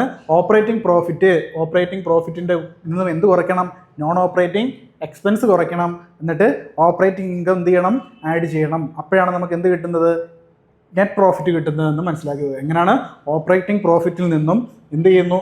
നോൺ ഓപ്പറേറ്റിംഗ് എക്സ്പെൻസ് കുറച്ചതിന് ശേഷം ഓപ്പറേറ്റിംഗ് ഇൻകം ആഡ് ചെയ്യുന്നു എന്ന് മനസ്സിലാക്കി വെക്കുക. നെറ്റ് പ്രോഫിറ്റ് നോക്കാം. Net profit is the net result of the ബിസിനസ്സിൻ്റെ നെറ്റ് റിസൾട്ട് ആണ് നെറ്റ് പ്രോഫിറ്റ് വഴി നമുക്ക് മനസ്സിലാകുന്നത്. അത് നെറ്റ് ലോസ് ആണെങ്കിലും നെറ്റ് റിസൾട്ട് ആണ്. It is the balance of P&L account. Profit and loss അക്കൗണ്ടിൻ്റെ ബാലൻസ് ആണ് നെറ്റ് പ്രോഫിറ്റ് ആയിട്ട് വരുന്നത്. നെറ്റ് പ്രോഫിറ്റ് ആയിട്ട് നെറ്റ് ലോസ് ആയിട്ടും വരാം. പ്രോഫിറ്റ് ആണെങ്കിൽ അതായിരിക്കും P&L അക്കൗണ്ടിൻ്റെ ബാലൻസ് അല്ലെങ്കിൽ ബിസിനസ്സിൻ്റെ നെറ്റ് ബാലൻസ് എന്ന് പറയുന്നത്. അടുത്തത് net profit is transfer to capital account. Net profit ഉണ്ടായാൽ എന്താണ് ചെയ്യുന്നത്? നമ്മൾ എങ്ങോട്ട് മാറ്റും? Capital account by making transfer entry ഇട്ടുകൊണ്ട് നമ്മൾ എന്ത് ചെയ്യുന്നു? അത് ക്യാപിറ്റൽ അക്കൗണ്ടിലേക്ക് മാറ്റുന്നു. എന്തുണ്ടായാൽ? നെറ്റ് പ്രോഫിറ്റ് ഉണ്ടാവുകയാണെങ്കിൽ. Net profit operating profit is equal to ഉണ്ട്. Net profit is equal to operating profit minus ഉണ്ട് കേട്ടോ. Operating profit minus non operating expense plus non operating income. Net profit എന്ന് പറഞ്ഞാൽ എന്താണ്? ഓപ്പറേറ്റിംഗ് പ്രോഫിറ്റിൻ്റെ കൂടെ ഏതാണ്? നോൺ ഓപ്പറേറ്റിംഗ് എക്സ്പെൻസ് കുറച്ച് കഴിഞ്ഞിട്ട് നോൺ ഓപ്പറേറ്റിംഗ് ഇൻകം എന്ത് ചെയ്യുന്നു? ആഡ് ചെയ്യുമ്പോഴാണ് നമുക്ക് എന്ത് കിട്ടുന്നത്? Net profit. വളരെ ഇമ്പോർട്ടൻ്റ് ആയിട്ടുള്ള ഒരു ഇക്വേഷനാണ്. ഇത് പഠിച്ചു വെക്കുക, ഇത് പഠിക്കുക കേട്ടോ. കൃത്യമായിട്ട് ചോദിക്കാൻ സാധ്യതയുണ്ട്. അടുത്തത് നോൺ ഓപ്പറേറ്റിംഗ് എക്സ്പെൻസിലേക്ക് interest, tax, loss by fire, loss on sale of fixed asset. Non operating എക്സ്പെൻസിൽ എന്തൊക്കെയാണ് വരുന്നതെന്ന് മനസ്സിലാക്കി വെക്കുക. നോൺ ഓപ്പറേറ്റിംഗ് ആയിട്ട്, അതായത് ബിസിനസിൻ്റെ ഓപ്പറേഷൻ അല്ലാതെ വരുന്ന ആക്ടിവിറ്റീസാണ് നോൺ ഓപ്പറേറ്റിംഗ് എക്സ്പെൻസുകൾ എന്ന് പറയുന്നത്. അത് ബിസിനസിൻ്റെ ആക്ടിവിറ്റി എന്താണ്? ഇപ്പോൾ ഒരു ഫർണിച്ചർ നിർമ്മാണശാലയാണെങ്കിൽ ബിസിനസിൻ്റെ ഡയറക്റ്റ് ആയിട്ടുള്ള ആൾക്കാർ ഏതാണ്? ഫർണിച്ചർ നിർമ്മിക്കുന്ന ബിസിനസിൻ്റെ ഫർണിച്ചറുമായിട്ട് ബന്ധപ്പെട്ട് വരുന്ന ചിലവുകളാണ്. പക്ഷേ നോൺ ഓപ്പറേറ്റിംഗ് എക്സ്പെൻസ്, ഓപ്പറേറ്റിംഗ് ആകാത്ത എക്സ്പെൻസുകളാണ് നോൺ ഓപ്പറേറ്റിംഗ് എക്സ്പെൻസ്. ഏതൊക്കെയാണ്? എക്സാമ്പിൾ നോക്കുകയാണെങ്കിൽ ഇൻട്രസ്റ്റ്. നമ്മൾ എന്ത് ചെയ്യുന്നു? ഇൻട്രസ്റ്റ് കൊടുക്കുന്നു. അത് നമ്മുടെ ബിസിനസിൻ്റെ ഫർണിച്ചർ ബിസിനസ്സിനായിട്ട് എന്തെങ്കിലും ബാധിക്കുന്നതാണോ ഇൻട്രസ്റ്റ് എന്ന് പറയുന്നത്? ഫർണിച്ചർ നിർമ്മാണത്തിന് എന്തെങ്കിലും ബാധിക്കുന്നതാണോ? അല്ല. Tax, loss by fire, loss on sale of fixed asset, ഇതെല്ലാം എന്താണ്? എന്തിൻ്റെ കേസിലാണ്? നോൺ ഓപ്പറേറ്റിംഗ് ആയിട്ടുള്ള എക്സ്പെൻസ് ആണ്, ഓപ്പറേറ്റിംഗ് എക്സ്പെൻസ് അല്ല. മനസ്സിലായില്ലേ? അടുത്തത് നോൺ ഓപ്പറേറ്റിംഗ് ഇൻകം. അത് ഏതൊക്കെയാണ്? Interest received. നമുക്ക് ഇൻട്രസ്റ്റ് കിട്ടുന്നു. നമ്മുടെ ഫേമിൽ ഒരു 10 ലക്ഷം രൂപ എന്തായി? 10 ലക്ഷം രൂപ നമുക്ക് ഒരു പ്രോഫിറ്റ് കിട്ടിയെങ്കിൽ നമ്മൾ എവിടെയെങ്കിലും കൊണ്ട് നിക്ഷേപിച്ച് കഴിഞ്ഞാൽ ആ 10 ലക്ഷത്തിൽ നിന്ന് ഇൻട്രസ്റ്റ് കിട്ടുന്നതും നമ്മുടെ ബിസിനസ്സിൽ ഫർണിച്ചർ നിർമ്മിക്കുന്നതുമായിട്ട് എന്തെങ്കിലും ബന്ധമുണ്ടോ? ഇല്ല. അതാണ് നോൺ ഓപ്പറേറ്റിംഗ് ഇൻകം. അതൊരു ഇൻകം അല്ലേ? നമുക്ക് എന്ത് കിട്ടുന്നു? 10 ലക്ഷത്തിൽ നിന്ന് മേലെ എന്ത് കിട്ടുന്നു? ഒരു ഇൻട്രസ്റ്റ് കിട്ടുന്നു. അത് ബിസിനസ്സിനെ സംബന്ധിച്ചൊരു ഇൻകമാണ്. സോ നോൺ ഓപ്പറേറ്റിംഗ് ഇൻകത്തിൻ്റെ കേസിൽ വരുമ്പം ഏതൊക്കെയാണ് വരുന്നത്? Interest received on investment, commission received, rent received, ഇതെല്ലാം എന്താണ്? ഒരു നോൺ ഓപ്പറേറ്റിംഗ് ഇൻകമാണ് എന്ന് മനസ്സിലാക്കി വെക്കുക. നമ്മുടെ ഇക്വേഷൻ എങ്ങനെയാണ്? ഓപ്പറേറ്റിംഗ് പ്രോഫിറ്റിൽ നിന്നും, ഓപ്പറേറ്റിംഗ് ആയിട്ട് കിട്ടിയ പ്രോഫിറ്റിൽ നിന്നും നോൺ ഓപ്പറേറ്റിംഗ് ആയിട്ടുള്ള എക്സ്പെൻസുകൾ കുറയ്ക്കുന്നു. എക്സ്പെൻസ് എന്ത് ചെയ്യണം? കുറയ്ക്കണം. പ്രോഫിറ്റിൽ നിന്നുള്ള എക്സ്പെൻസ് കുറയ്ക്കുന്നു. അത് എന്ത് എക്സ്പെൻസാണ് കുറയ്ക്കുന്നത്? നോൺ ഓപ്പറേറ്റിംഗ് അല്ലാത്ത രീതിയിലുള്ള എക്സ്പെൻസ് കുറച്ച് കളയുന്നു. എന്നിട്ട് എന്ത് ചെയ്യുന്നു? നോൺ ഓപ്പറേറ്റിംഗ് ആയിട്ടുള്ള ഇൻകം ആഡ് ചെയ്യുന്നു. അപ്പോഴാണ് നമുക്ക് എന്ത് കിട്ടുന്നത്? നെറ്റ് പ്രോഫിറ്റ് കിട്ടുന്നതെന്ന് മനസ്സിലാക്കി വെക്കുക. അടുത്ത ക്വസ്റ്റ്യൻ നോക്കാം. Cost of sales is 40,000, sales 75,000, operating expense 10,000 during the year. Find the net profit. Net profit കാണാനാണ് ഇവിടെ ചോദിച്ചിരിക്കുന്നത്. നമുക്കറിയാം സെയിൽസ് ആണ് ഒരു ബിസിനസ്സിൻ്റെ ഒരു മെയിൻ സോഴ്സ് ഓഫ് ഇൻകം എന്ന് പറയുന്നത്. ഇപ്പോൾ സെയിൽസ് എത്രയാണെന്ന് തന്നിട്ടുണ്ട്? 75,000 ആണ് തന്നിട്ടുണ്ട്. ഇനി നമ്മൾ പറഞ്ഞിരിക്കുന്നത് എന്തൊക്കെയാ? ഒന്ന് പറഞ്ഞിരിക്കുന്നത് കോസ്റ്റ് ഓഫ് സെയിൽസ് ആണ്. അതായത് സെയിൽസ് നടക്കാൻ വേണ്ടി നമുക്കുണ്ടായ ചിലവുകൾ, കോസ്റ്റ് എത്രയാണ് പറഞ്ഞിരിക്കുന്നത്? 40,000. ഇതെന്താണ്? ഒരു ചിലവാണ്, ഒരു എക്സ്പെൻസ് ആണ് എന്ന് മനസ്സിലാക്കി വെക്കുക. അതുപോലെ തന്നെ ഓപ്പറേറ്റിംഗ് എക്സ്പെൻസ്, അതും ഒരു എക്സ്പെൻസ് ആണ്. അതായത് നമ്മുടെ ബിസിനസ് ഓപ്പറേഷൻ നടത്താൻ വേണ്ടിയായ ചിലവ് എത്രയാണ്? 10,000 രൂപ. രണ്ട് ചിലവുകളും തന്നിരിക്കുന്നു, ഒരു മെയിൻ സോഴ്സ് ഓഫ് ഇൻകവും തന്നിരിക്കുന്നു. ആ രണ്ട് ചിലവുകൾ എന്ത് ചെയ്യണം? കുറയ്ക്കാനുള്ളതാണെന്ന് മനസ്സിലാക്കി വെക്കുക. ഇങ്ങനെയാണ് നമ്മൾ ഐഡൻറ്റിഫൈ ചെയ്യേണ്ടത്. നമുക്ക് ഇക്വേഷൻ ഇല്ലാതെ ചെയ്യുന്നൊരു മെത്തേഡാണിത്. അപ്പോൾ നോക്കുക, സെയിൽസ് 75,000, ഇതിൽ നിന്നും കോസ്റ്റ് ഓഫ് സെയിൽസ് കുറയേണ്ടതെന്ന് മനസ്സിലായി. എത്രയാണ്? 40,000 അല്ലേ?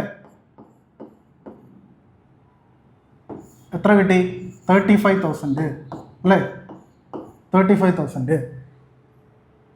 കോസ്റ്റ് ഓഫ് സെയിൽസ് കുറച്ച് കഴിഞ്ഞപ്പോൾ എത്ര കിട്ടി? 35,000. അതിൽ നിന്നും വീണ്ടും എന്താണ്? ഓപ്പറേറ്റിംഗ് എക്സ്പെൻസ് ഒരു 10,000 ഉണ്ട്.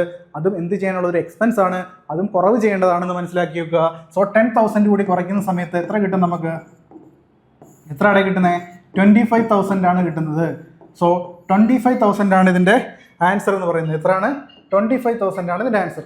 ഈ ക്വസ്റ്റ്യൻ്റെ ആൻസർ എന്ന് പറയുന്നത് 25,000 രൂപയാണ്. അതെങ്ങനെയാണ് നമുക്ക് കിട്ടുന്നത്? Cost of sales 40,000. ഇവിടെ പറയുന്നു സെയിൽസ് എന്ന് പറയുന്ന ഒരു മെയിൻ സോഴ്സ് 75,000 രൂപ തന്നു. അതെന്താണ്? ഒരു മെയിൻ സോഴ്സ് ഓഫ് ഇൻകം ആണ്. അപ്പം കോസ്റ്റ് ഓഫ് സെയിൽസ് ചിലവാണ്, ഓപ്പറേറ്റിംഗ് എക്സ്പെൻസ് ചിലവാണ്. അപ്പോൾ ഏതിൽ നിന്നാണ് കുറയേണ്ടത്? സെയിൽസിൽ നിന്നാണ് കുറയേണ്ടത്. സെയിൽസിൽ നിന്ന് 40,000 10,000 കുറയ്ക്കുമ്പോൾ 25,000 രൂപ കിട്ടും. അതാണ് ഇവിടുത്തെ നെറ്റ് പ്രോഫിറ്റ് എന്ന് പറയുന്നത്. മനസ്സിലായല്ലോ? നമുക്ക് നോക്കാം അടുത്തത്. Debit balance of cash book is the starting point.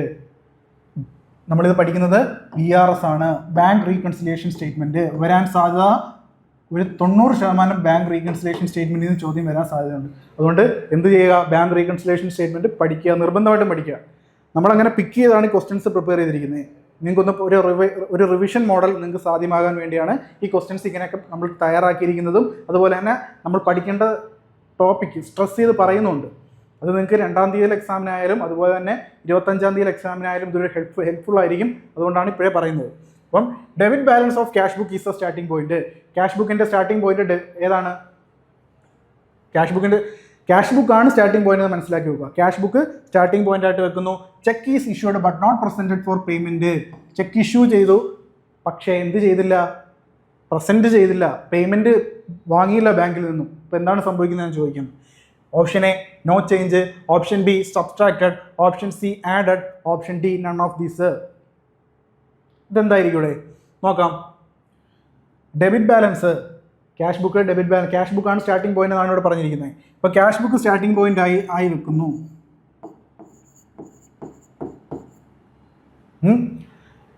എന്നിട്ട് ചെക്ക് ഇഷ്യൂ ചെയ്തു. നമ്മൾ എന്ത് ചെയ്തു, ചെക്ക് നമ്മൾ ഒരു ക്യാഷ്യർ അല്ലെങ്കിൽ നമ്മൾ ക്യാഷ്യർ പൈസ കൊടുത്തു, ചെക്ക് ഇഷ്യൂ ചെയ്തു. അപ്പോൾ എന്ത് ചെയ്തു, ക്യാഷ് ബുക്കിൽ കുറച്ച് വെക്കുന്നു. ക്യാഷ് ബുക്കിൽ കുറച്ചു, നമ്മുടെ കയ്യിൽ പൈസ പോയി 1,00,000 രൂപ. 1,00,000 രൂപ നമ്മൾ ചെക്ക് എഴുതി കൊടുത്തു. അപ്പോൾ നമ്മുടെ ക്യാഷ് ബുക്കിൽ 1,00,000 രൂപ നമ്മൾ കുറവ് ചെയ്തു. പക്ഷേ എന്ത് ചെയ്തില്ല, പാസ്ബുക്കിൽ പുള്ളി എന്ത് ചെയ്തു, ബാങ്കിൽ കൊണ്ട് കൊടുത്തില്ല ഇതുവരെ ചെക്ക്. അപ്പോൾ എന്ത് ചെയ്തില്ല, ബാങ്കിൻ്റെ പാസ്ബുക്കിൽ ആ എമൗണ്ട് 1,00,000 കയറി നിൽക്കുകയാണ്. നമ്മുടെ അക്കൗണ്ടിൽ എന്താണ് 1,00,000 കുറഞ്ഞ് നിൽക്കുകയാണ്. അതാണ് bank reconciliation statement. Bank reconciliation statement എന്ന് പറഞ്ഞാൽ എന്താ, നമ്മുടെ ക്യാഷ് ബുക്കും പാസ്ബുക്കും പല സാഹചര്യങ്ങളിൽ ഡിഫറൻസ് കാണിക്കാറുണ്ട്.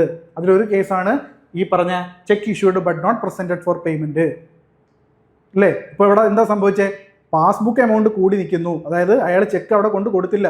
ചെക്ക് കൊടുക്കാത്തടത്തോളം കാലം ബാങ്കിൻ്റെ പാസ്ബുക്ക് സൈഡിൽ 1,00,000 രൂപ കൂടി നിൽക്കും.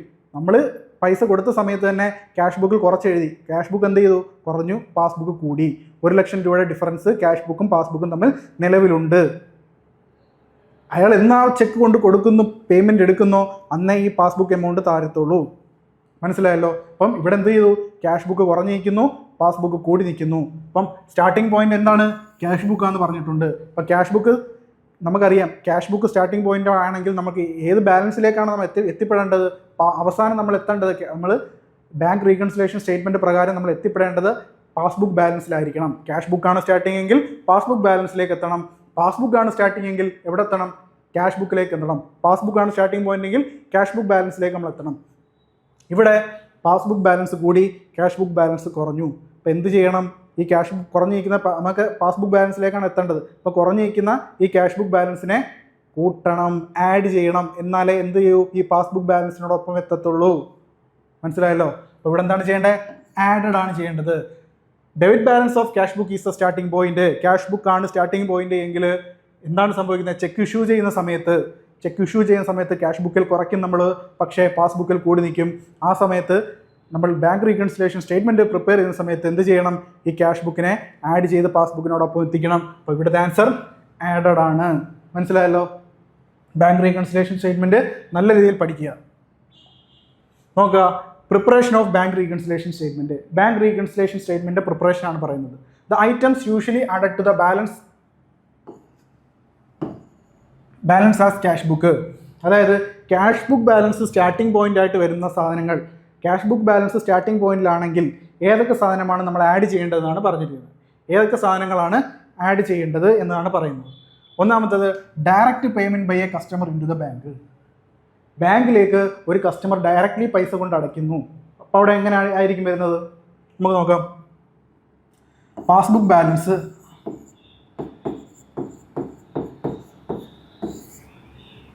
നമ്മൾ പറഞ്ഞു ക്യാഷ് ബുക്കിലാണ് നമ്മൾ എന്താ ചെയ്യുന്നത്, ട്രീറ്റ്മെന്റ് ചെയ്യുന്നത്. എന്താണ്, ക്യാഷ് ബുക്കാണ് ഇവിടെ നമ്മുടെ സ്റ്റാർട്ടിംഗ് പോയിന്റ് എന്ന് പറഞ്ഞു. ക്യാഷ് ബുക്കാണ് നമ്മുടെ സ്റ്റാർട്ടിംഗ് പോയിന്റ്. അപ്പം നമ്മൾ അറിഞ്ഞോ, ഇയാൾ ഡയറക്റ്റ് ആയിട്ട് ബാങ്കിൽ കൊണ്ട് പൈസ ഇടുന്നു, നമ്മൾ അറിഞ്ഞോ എന്തെങ്കിലും, ക്യാഷ്യർ അറിയുന്നില്ല, ക്യാഷ് ബുക്ക് നമ്മളൊന്നും ചെയ്യാൻ പറ്റില്ല. പക്ഷേ എവിടെ കുറഞ്ഞു, പാസ്ബുക്കിൽ എന്ത് ചെയ്തു, ഡയറക്റ്റ് പേയ്മെന്റ് നടത്തി, പാസ്ബുക്കിൽ എമൗണ്ട് കൂടി ഇല്ലേ, direct payment by directly into bank.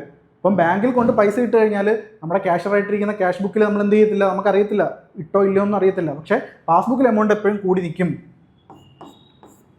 Passbook amount കൂടി നിൽക്കും. അപ്പം എന്ത് ചെയ്യണം? ക്യാഷ് ബുക്ക് എമൗണ്ട് കുറഞ്ഞു നിൽക്കും. അപ്പം എന്ത് ചെയ്യും? ആഡ് ചെയ്യും. പാസ്ബുക്കിലേക്ക് എത്തിക്കാൻ വേണ്ടി എന്ത് ചെയ്യും? ആഡ് ചെയ്യും. പാസ്ബുക്ക് കൂടി ക്യാഷ് ബുക്ക് കുറഞ്ഞു, ആഡ് ചെയ്യും. ഇവിടെ ആഡഡ് ആണ്, നമ്മൾ ആഡ് ചെയ്യുന്ന കേസാണ് പറയുന്നത്. അടുത്ത രണ്ടാമത്തത് interest on deposit credited by bank. ഇവിടെ എന്താ സംഭവിച്ചത്? നമുക്കൊരു ഇൻട്രസ്റ്റ് വന്നത് ബാങ്കിൽ ഡയറക്റ്റായിട്ട് ക്രെഡിറ്റ് ചെയ്തു, നമ്മുടെ അക്കൗണ്ടിലേക്ക് വന്നു. ഒരു 5000 രൂപയാണെന്ന് വെച്ചു.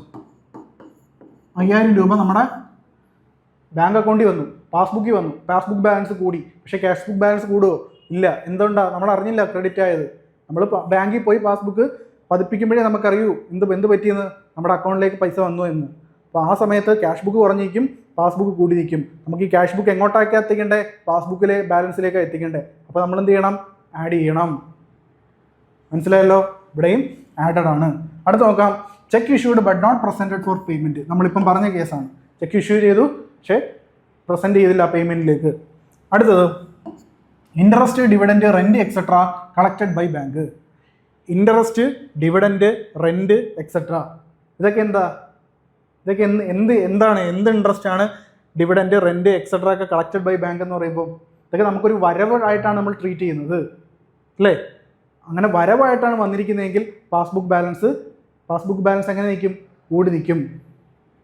പക്ഷേ ഇതൊരു ചിലവ് ഐറ്റം ആണെങ്കിൽ പാസ്ബുക്ക് ബാലൻസ് കുറഞ്ഞാണ് നിൽക്കുന്നത്, ക്യാഷ് ബുക്ക് ബാലൻസ് കൂടിയാണ് നിൽക്കുന്നത്. ചിലവാണെങ്കിൽ ഇത് നമ്മൾ വരവായിട്ടാണ് ട്രീറ്റ് ചെയ്യുന്നതെങ്കിൽ എന്താണ്? ഇത് കൂടിയാണ് നിൽക്കുന്നതെന്ന് മനസ്സിലാക്കി വെക്കുക. മനസ്സിലായല്ലോ? ഇത് എമൗണ്ട് കൂടിയാണ് നിൽക്കുന്നത്. അങ്ങനെ കൂടി നിന്ന് കഴിഞ്ഞാൽ നമ്മൾ എന്താണ് ചെയ്യേണ്ടത്? ഇൻട്രസ്റ്റ്, ഡിവിഡൻറ്റ്, റെൻറ്റ് ഇതെല്ലാം കൂടിയാണ് നിൽക്കുന്നതെങ്കിൽ, പാസ്ബുക്ക് ബാലൻസ് കൂടി നിൽക്കുന്നു, ക്യാഷ് ബുക്ക് ബാലൻസിൽ കുറഞ്ഞു നിൽക്കുന്നു. ആ സാഹചര്യത്തിൽ എന്താണ് ചെയ്യേണ്ടത്? ഇതിനെ എന്ത് ചെയ്യണം? ക്യാഷ് ബുക്ക് ബാലൻസ് പാസ്ബുക്ക് ബാലൻസിലേക്കാണ് എത്തിക്കേണ്ടത്. അപ്പോൾ എന്ത് ചെയ്യണം? ആഡ് ചെയ്യണം. മനസ്സിലായല്ലോ? ഇതൊരു ചിലവായിരുന്നെങ്കിൽ പാസ്ബുക്ക് ബാലൻസ് കുറഞ്ഞിരിക്കും, ക്യാഷ് ബുക്ക് ബാലൻസ് മുകളിൽ നിൽക്കും. അപ്പം പാസ്ബുക്കിലേക്ക് എത്തിക്കണമെങ്കിൽ കുറയ്ക്കണം. പക്ഷെ ഇവിടെ തിരിച്ചാണ്. ഇതൊരു ഇൻകം ആയിട്ടാണെന്ന് വെക്കുക. ഇൻട്രസ്റ്റ് റിസീവ്ഡ് ആണെന്ന് വെക്കുക, റെൻറ്റ് റിസീവ്ഡ് ആണ്. റെൻറ്റ് പെയ്ഡും അല്ല, ഇൻട്രസ്റ്റ് പെയ്ഡും അല്ല, റിസീവ്ഡ് ആണെന്ന് മനസ്സിലാക്കി വെക്കുക. അതാണ് ബാങ്ക് കളക്ട് ചെയ്യുന്നത് എന്ന് മനസ്സിലാക്കി വെക്കുക. അടുത്തത് the items usually deducted from the cash book balance. Cash book balance പ്രകാരമാണ് സ്റ്റാർട്ട് ചെയ്യുന്നതെങ്കിൽ ഏതൊക്കെ ഐറ്റംസ് ആണ് ഡിഡക്റ്റ് ചെയ്യേണ്ടത് എന്ന് മനസ്സിലാക്കി വെക്കുക. ആദ്യത്തത് cheque paid in for collection but not collected. Cheque paid in for collection എന്ത് ചെയ്തു? ചെക്ക് കളക്ഷന് വേണ്ടി കൊടുത്തു, ബട്ട് നോട്ട് കളക്റ്റഡ്. എന്ത് ചെയ്തില്ല? അത് കളക്ട് ചെയ്തില്ല. മനസ്സിലായല്ലോ? അതൊരു കേസാണ്, ഡിഡക്ഷൻ്റെ കേസാണെന്ന് മനസ്സിലാക്കി വെക്കുക. അടുത്തത് payment made by bank as per standing instructions such as insurance premium, rent etcetera. Insurance premium നമ്മൾ സ്റ്റാൻഡിംഗ് ഇൻസ്ട്രക്ഷൻസ് ബാങ്കിന് കൊടുത്തു. നമ്മൾ പറഞ്ഞു ബാങ്കിങ് പഠിക്കാൻ പറഞ്ഞു ഒരു ഏജൻസി ഫംഗ്ഷനായിട്ട് ബാങ്ക് ആക്ട് ചെയ്യും ചില സമയങ്ങളിൽ. അതൊരു ഏജൻസി ഫംഗ്ഷനാണ് ഈ പറഞ്ഞത്. ഒരു സ്റ്റാൻഡിംഗ് ഇൻസ്ട്രക്ഷൻസ് നമ്മൾ കൊടുക്കുന്നു ബാങ്കിന്. എനിക്ക് എൻ്റെ സാലറി ക്രെഡിറ്റ് ആകുന്ന സമയത്ത് എന്ത് ചെയ്യണം? എൻ്റെ ഇൻഷുറൻസ് ഉണ്ടെങ്കിൽ ആ ഇൻഷുറൻസ് പ്രീമിയം കട്ട് ചെയ്യണം, അല്ലെങ്കിൽ റെൻറ്റ് കട്ട് ചെയ്യണം. ഇത്തരത്തിലുള്ള സാധനങ്ങൾ സ്റ്റാൻഡിംഗ് ഇൻസ്ട്രക്ഷനായിട്ട് നമ്മൾ ഓരോ മാസവും ഇത് ഇപ്പോൾ 2000 ആണ് ഇൻഷുറൻസ് പ്രീമിയം, 2000 രൂപ എല്ലാ മാസവും വെച്ച് അടയ്ക്കണമെന്ന് നോക്കുക. അപ്പോൾ എല്ലാ മാസവും എൻ്റെ സാലറി ക്രെഡിറ്റ് ആകുന്ന സമയത്ത് തന്നെ 2000 രൂപ ഇൻഷുറൻസ് കമ്പനിക്ക് അടയ്ക്കണം എന്ന് പറയുന്നു. ബാങ്ക് ഓട്ടോമാറ്റിക്കായിട്ട് എല്ലാ മാസവും എന്ത് ചെയ്യും? ആ ഏജൻസി ഫംഗ്ഷൻ ചെയ്തുകൊണ്ടേയിരിക്കും. മനസ്സിലായല്ലോ? അപ്പോൾ അങ്ങനെ ചെയ്തുകൊണ്ടേയിരിക്കുന്ന സമയത്ത് ഇൻഷുറൻസ് പ്രീമിയം 2000 രൂപ പോകുന്നു, നമ്മൾ അറിയുന്നോ? നമ്മളെ പാസ്ബുക്കിലെ എമൗണ്ട് കുറഞ്ഞു. പക്ഷേ ക്യാഷ് ബുക്ക് അല്ലെങ്കിൽ ക്യാഷ്യർ എന്തറിയുന്നില്ല? നമ്മുടെ ഇൻഷുറൻസ് പ്രീമിയമായിട്ട് നമ്മുടെ എമൗണ്ട് പോയിട്ടുണ്ട് എന്നറിയുന്നില്ല. അപ്പോൾ ക്യാഷ് ബുക്കിൽ എമൗണ്ട് കൂടി നിൽക്കും, പാസ്ബുക്ക് എമൗണ്ട് കുറഞ്ഞു നിൽക്കും. നമുക്ക് സ്റ്റാർട്ടിംഗ് പോയിന്റ് ക്യാഷ് ബുക്കാണ്. ഈ ക്യാഷ് ബുക്കിനെ പാസ്ബുക്ക് ബാലൻസിലേക്കാണ് എത്തിക്കേണ്ടത്. സോ എന്ത് ചെയ്യണം? ഇത് കുറയ്ക്കണം, സബ്ട്രാക്ട് ചെയ്യണം. അല്ലേ ഡിഡക്ഷൻ എന്ന് പറയുന്നത്. മനസ്സിലായല്ലോ? അടുത്തത് ബാങ്ക് ചാർജസ്. ബാങ്ക് ചാർജിൻ്റെ കേസും ഞാൻ ഈ പറഞ്ഞ തന്നെയാണ്. ബാങ്ക് ചാർജ് ബാങ്കാണ് ഡിഡക്ട് ചെയ്യുന്നത്. അപ്പോൾ പാസ്ബുക്ക് ബാലൻസ് കുറയും, ക്യാഷ് ബുക്ക് ബാലൻസ് കൂടും. പാസ്ബുക്ക് ബാലൻസിലേക്ക് എത്തിക്കണമെങ്കിൽ ക്യാഷ് ബുക്കിൽ നിന്നും എന്ത് ചെയ്യണം? കുറയ്ക്കണം. അടുത്ത interest on over draft debited in the passbook. Interest on over draft മേലുള്ള ഇൻട്രസ്റ്റ് നമുക്ക് പാസ്ബുക്കിൽ നിന്നും കുറയുന്ന ഐറ്റമാണ് എമൗണ്ട്, ക്യാഷ് ബുക്ക് കൂടുന്ന ഐറ്റമാണ്. എന്താണ് സബ്ട്രാക്ട് ചെയ്യണം, ഡിഡക്റ്റ് ചെയ്യണമെന്ന് മനസ്സിലാക്കി വെക്കുക. സോ ഇത്രയേ ഉള്ളൂ. ബി ആർ എസ് വളരെ ഇമ്പോർട്ടൻ്റ് ആണ്, പരീക്ഷയ്ക്ക് ചോദിക്കാൻ വളരെ ചാൻസ് കൂടിയ സാധനമാണ്, പഠിച്ചു വെക്കുക. അടുത്തത്, the unwritten portion of deferred revenue expenditure should be shown in the dash side of the balance sheet. Deferred revenue expenditure പരീക്ഷയ്ക്ക് ഒരുപാട് തവണ ചോദിച്ചിട്ടുള്ളതാണ്. ഡെഫേർഡ് റവന്യൂ എക്സ്പെൻഡിച്ചർ ഒരുപാട് തവണ എക്സാമിന് റിപ്പീറ്റഡ് ആയിട്ട് വന്നിട്ടുള്ളതാണ്. ഡെഫേർഡ് റവന്യൂ എക്സ്പെൻഡിച്ചർ എന്ന് പറയുന്നത് എന്താണ്?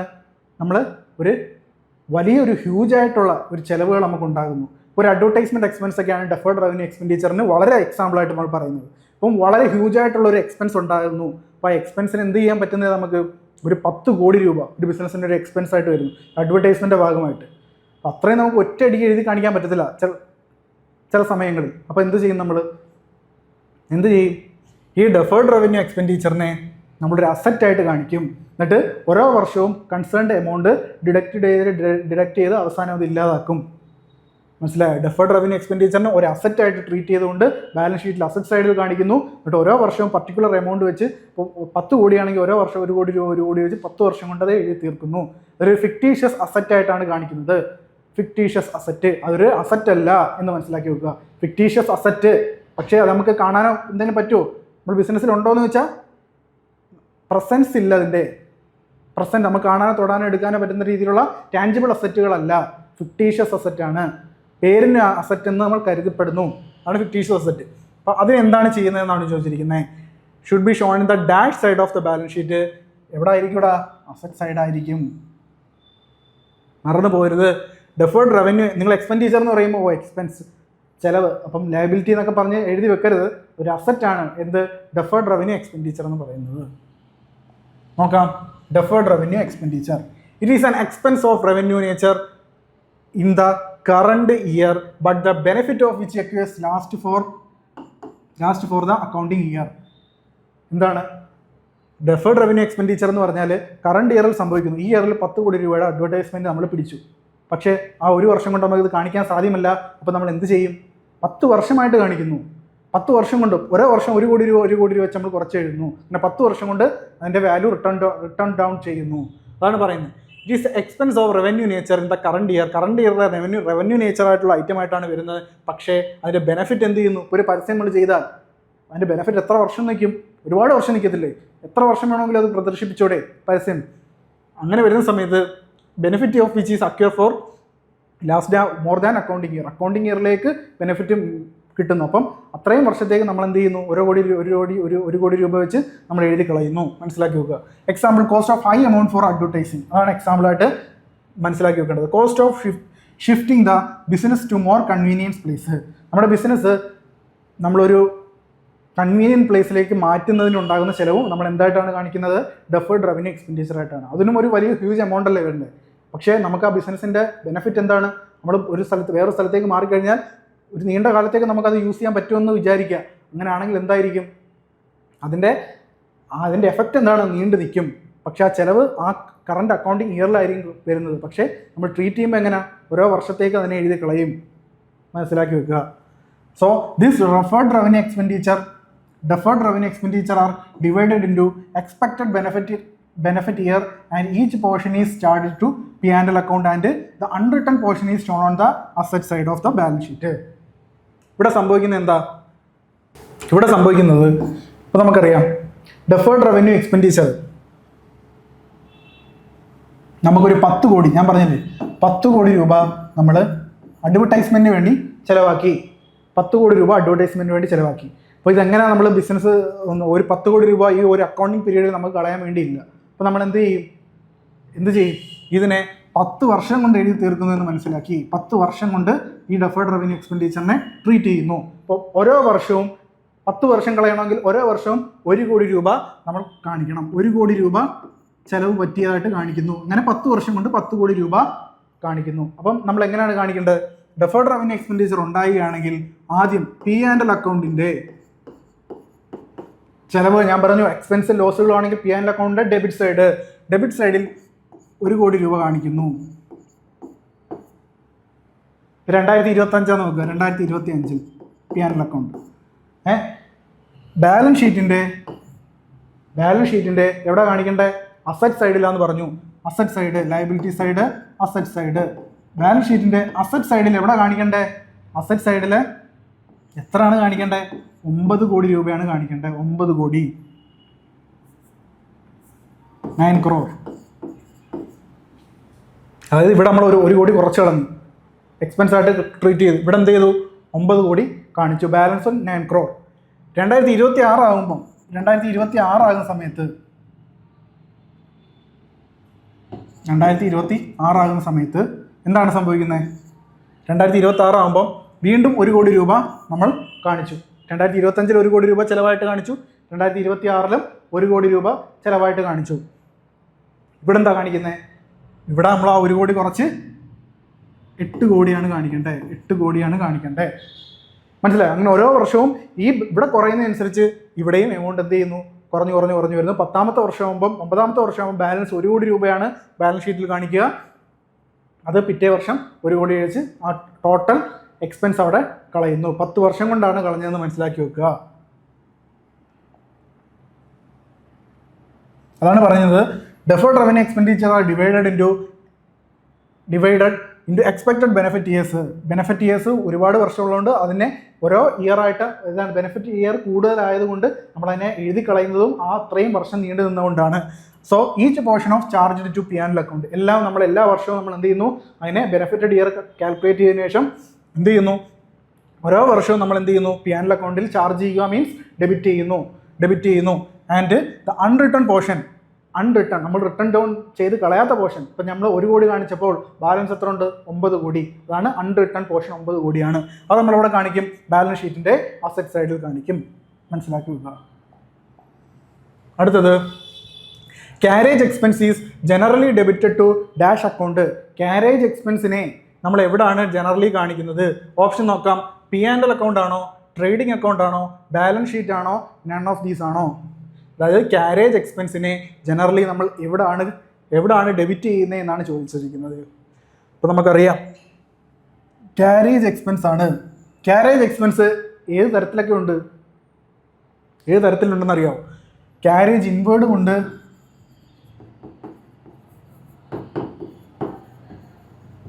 ക്യാരേജ് ഔട്ട്വേർഡും ഉണ്ട്.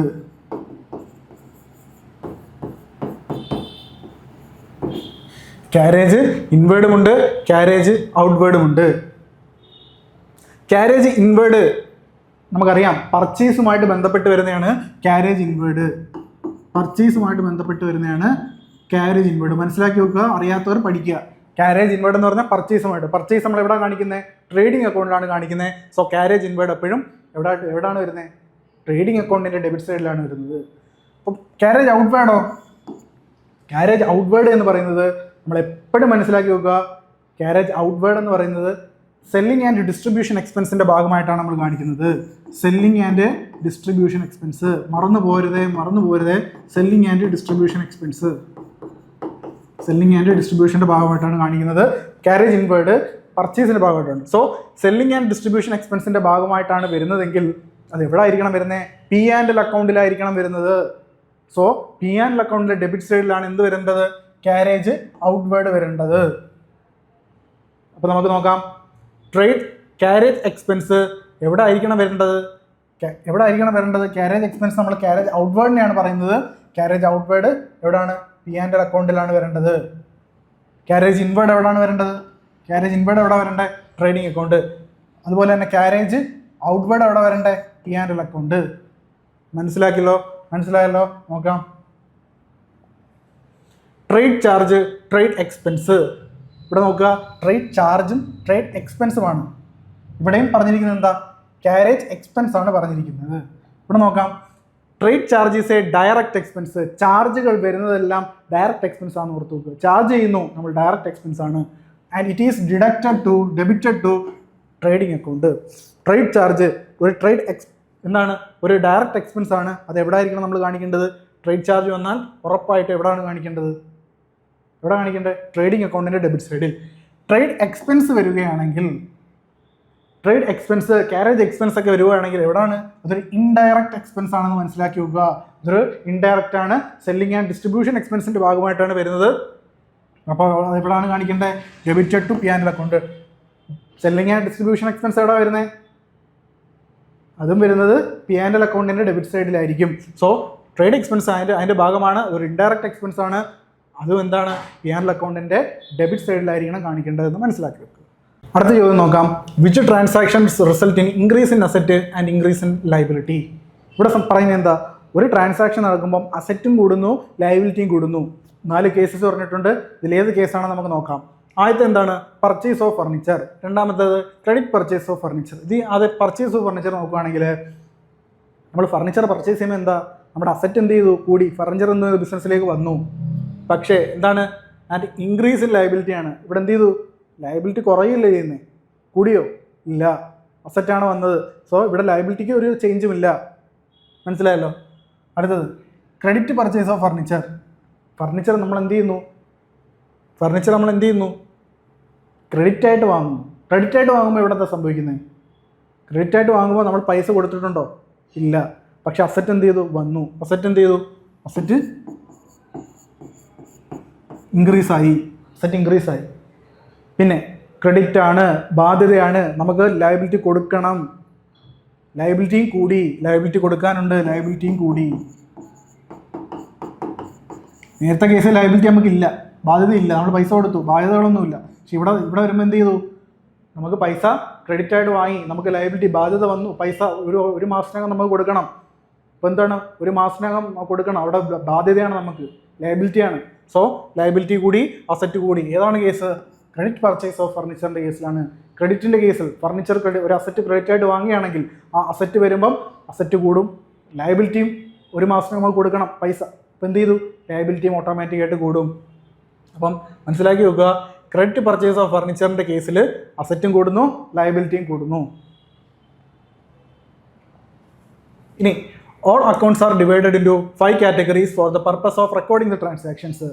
ട്രാൻസാക്ഷൻസ് റെക്കോർഡ് ചെയ്യാൻ വേണ്ടി നമ്മൾ എന്ത് ചെയ്യുന്നു, ഓരോ കാറ്റഗറി 5 കാറ്റഗറി ആയിട്ട് നമ്മൾ തിരിക്കുന്നു അക്കൗണ്ട്സുകളെ. ഒന്ന് asset, liability, capital, expense, revenue or income. ഇത് പഠിക്കാൻ എളുപ്പമെന്ന് പറഞ്ഞാൽ ആലീസ്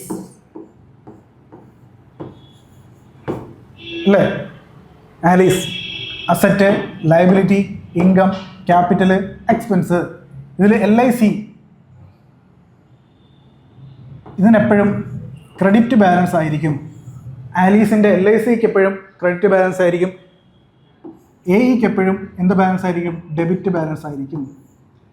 ആലീസിൻ്റെ LICക്ക് എപ്പോഴും ക്രെഡിറ്റ് ബാലൻസും AEക്ക് എപ്പോഴും ഡെബിറ്റ് ബാലൻസും. LIC ഏതൊക്കെയാണ്, liability, income, capital.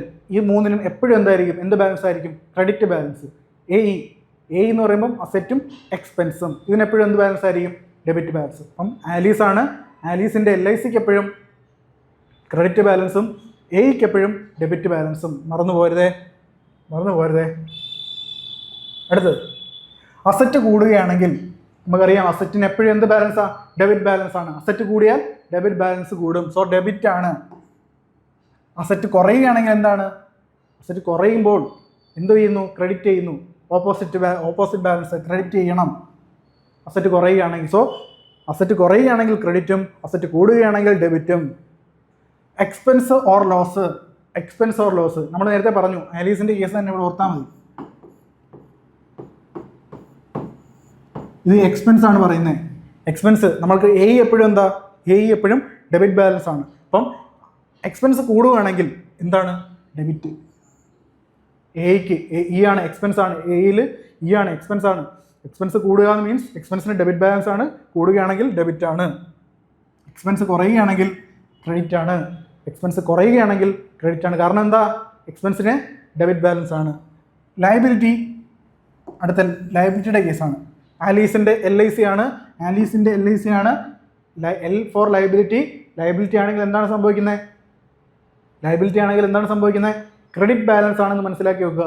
Credit balance ആയ സാധനം ഇപ്പം ക്രെഡിറ്റ് ബാലൻസ് ആയ ഒരു സാധനം കൂടുമെങ്കിൽ എന്തായിരിക്കും, അത് ക്രെഡിറ്റ് ആയിരിക്കും. ലയബിലിറ്റി ക്രെഡിറ്റ് ആണ്. ലയബിലിറ്റിയും ഇൻകവും ക്യാപിറ്റലും മൂന്നിൻ്റെ കാര്യം, LICയുടെ മൂന്നിൻ്റെയും കേസാണ് പറയുന്നത്. Liability, income, capital. ഇത് മൂന്നിനും ബാലൻസ് ക്രെഡിറ്റ് ആണ്. ഇത് മൂന്നും കൂടുമ്പം എന്ത് ചെയ്യണം, ക്രെഡിറ്റ് ചെയ്യണം. ഇത് മൂന്നും എന്ത് ചെയ്യുന്നു, ലയബിലിറ്റി, ഇൻകം, ക്യാപിറ്റൽ. ഇത് മൂന്നും കുറയുന്ന കേസിൽ വരുമ്പോൾ എന്താണ്, ഡെബിറ്റ് ചെയ്യണം. ഇതിന് മൂന്ന് എന്ത് ബാലൻസാണ്? ക്രെഡിറ്റ് ബാലൻസാണ്. സോ അതിൻ്റെ ഓപ്പോസിറ്റ് ബാലൻസ് ഏതാ? ഡെബിറ്റ്. അപ്പോൾ എന്ത് ചെയ്യണം? ഇത് കുറയുകയാണെങ്കിൽ ഡെബിറ്റ് ചെയ്യണം, കൂടുകയാണെങ്കിൽ ക്രെഡിറ്റ് ചെയ്യണം എന്ന് മനസ്സിലാക്കി വെക്കുക. അടുത്ത് നോക്കാം. അടുത്ത ക്വസ്റ്റ്യൻ ആണ്. ഇപ്പം നമ്മൾ അക്കൗണ്ടിങ് ഇക്വേഷനുമായിട്ട് ബന്ധപ്പെട്ട് വരുന്ന കാര്യങ്ങൾ എന്ത് ചെയ്യണം? നോക്കി പോകണം. വരുന്ന എക്സാമിന് അക്കൗണ്ടിങ് ഇക്വേഷനുമായിട്ട് റിലേറ്റ് ചെയ്ത് വരുന്ന കാര്യങ്ങൾ. അടുത്ത് നോക്കാം. വെൻ ക്ലോസിംഗ് സ്റ്റോക്ക്, അടുത്ത ചോദ്യമാണ്. When closing stock is given in trial balance it should be dash. അതായത് ക്ലോസിംഗ് സ്റ്റോക്കിനെ ട്രയൽ ബാലൻസിലാണ് തന്നിരിക്കുന്നതെങ്കിൽ എന്താണ് ചെയ്യേണ്ടത് എന്നാണ് ചോദിച്ചിരിക്കുന്നത്. ഓപ്ഷൻസ് നോക്കാം. Taken in asset side of the balance sheet. Option be taken in liability side of balance sheet. Option C taken in credit side of trading account. Option D both A and C. ഇതിൽ പറയുന്നു closing സ്റ്റോക്കിനെ trial ബാലൻസിനുള്ളിലാണ് തന്നിരിക്കുന്നത്. Given in trial ബാലൻസിനുള്ളിലാണ് തന്നിരിക്കുന്നതെങ്കിൽ ഉറപ്പായിട്ട് എഴുതിക്കണം taken in the asset side of balance sheet. എവിടെ ആയിരിക്കണം? Balance ഷീറ്റിൻ്റെ asset സൈഡിൽ വേണം അതിനെ കാണിക്കാനെന്ന് മനസ്സിലാക്കി വെക്കുക. അല്ലെങ്കിൽ ക്ലോസിംഗ് സ്റ്റോക്ക് നമുക്കൊരു അസറ്റ് ആണെന്ന് മനസ്സിലാവും. അപ്പം ട്രയൽ ബാലൻസ്, വേറൊരു ചോദ്യം വരാം. ട്രയൽ ബാലൻസിന് പുറത്താണ് ക്ലോസിംഗ് സ്റ്റോക്കിന് തന്നിരിക്കുന്നത്. അവിടെ എന്താണ്? ഒരു അഡ്ജസ്റ്റ്മെൻ്റ് ആയിരിക്കും. ട്രയൽ ബാലൻസിന് പുറത്താണ് ക്ലോസിംഗ് സ്റ്റോക്ക് എന്ന് പറയുമ്പം അവിടെ എന്താണ്? ഒരു അഡ്ജസ്റ്റ്മെൻറ്റ് എൻട്രി ആണെന്ന് മനസ്സിലാക്കി വെക്കുക. അപ്പോൾ നമ്മൾ എന്ത് ചെയ്യണം? ക്ലോസിംഗ് സ്റ്റോക്കിനെ പുറത്താണ് തന്നിരിക്കുന്നതെങ്കിൽ രണ്ട് ട്രീറ്റ്മെൻ്റ് ആണ് വരുന്നത്. ഒന്ന് ട്രേഡിംഗ് അക്കൗണ്ടിൽ ക്ലോസിംഗ് സ്റ്റോക്കിനെ എവിടെയാണ് കാണിക്കേണ്ടത്? ട്രയൽ ബാലൻസിന് പുറത്ത്, ഔട്ട്സൈഡ് ട്രയൽ ബാലൻസ്.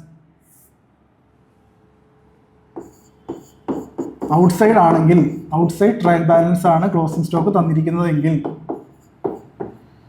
ഒന്ന് ട്രേഡിംഗ് അക്കൗണ്ടിൻ്റെ ക്രെഡിറ്റ് സൈഡിൽ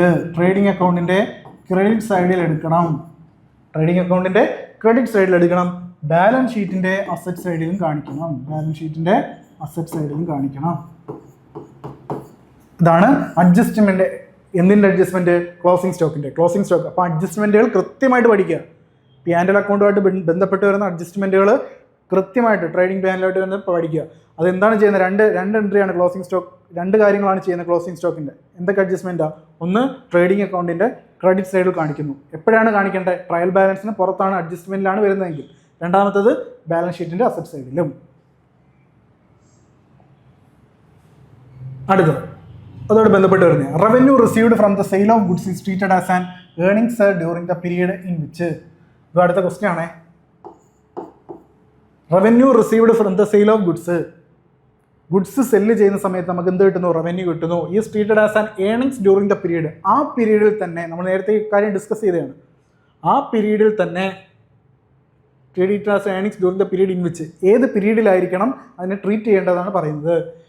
അതായത് പറയുന്ന revenue received from the sale of goods sale ചെയ്യുന്ന സമയത്ത് അതിൻ്റെ ഏർണിങ്സ് എപ്പോഴായിരിക്കണം ട്രീറ്റ് ചെയ്യേണ്ടതാണ് ചോദിക്കുന്നത്. ഏത് പീരീഡിലായിരിക്കണം ട്രീറ്റ് ചെയ്യേണ്ടതെന്ന് ചോദിക്കുന്നത്. ഏത് പീരീഡിലൊക്കെയാണെന്ന് ഇവിടെ ഓപ്ഷനിൽ പറഞ്ഞു കഴിഞ്ഞാൽ സെയിൽ നടക്കുമ്പോഴാണോ, ദ പ്രൊഡക്റ്റ് ആർ മാനുഫാക്ചർ ചെയ്യുമ്പോഴാണോ, ക്യാഷ് കളക്ട് ചെയ്യുമ്പോഴാണോ, the planning takes place. Answer പറഞ്ഞ നിങ്ങൾ ഏതിലാണ്? നമ്മളൊരു നേരത്തെ ഒരു കൺസെപ്റ്റ് പ്രിൻസിപ്പിൾ പഠിച്ചതാണ്. ഏതാണ്? The sale is made. Accrual concept. ഇങ്ങനെയൊക്കെ ചോദ്യങ്ങൾ വരാം. അക്രൂവൽ കൺസെപ്റ്റുമായിട്ട് ബന്ധപ്പെട്ടാണിത്. അതായത് revenue received from the sale of goods. നമ്മൾ ഒരു സാധനം വിറ്റു, അതിൽ നിന്നും റവന്യൂ റിസീവ്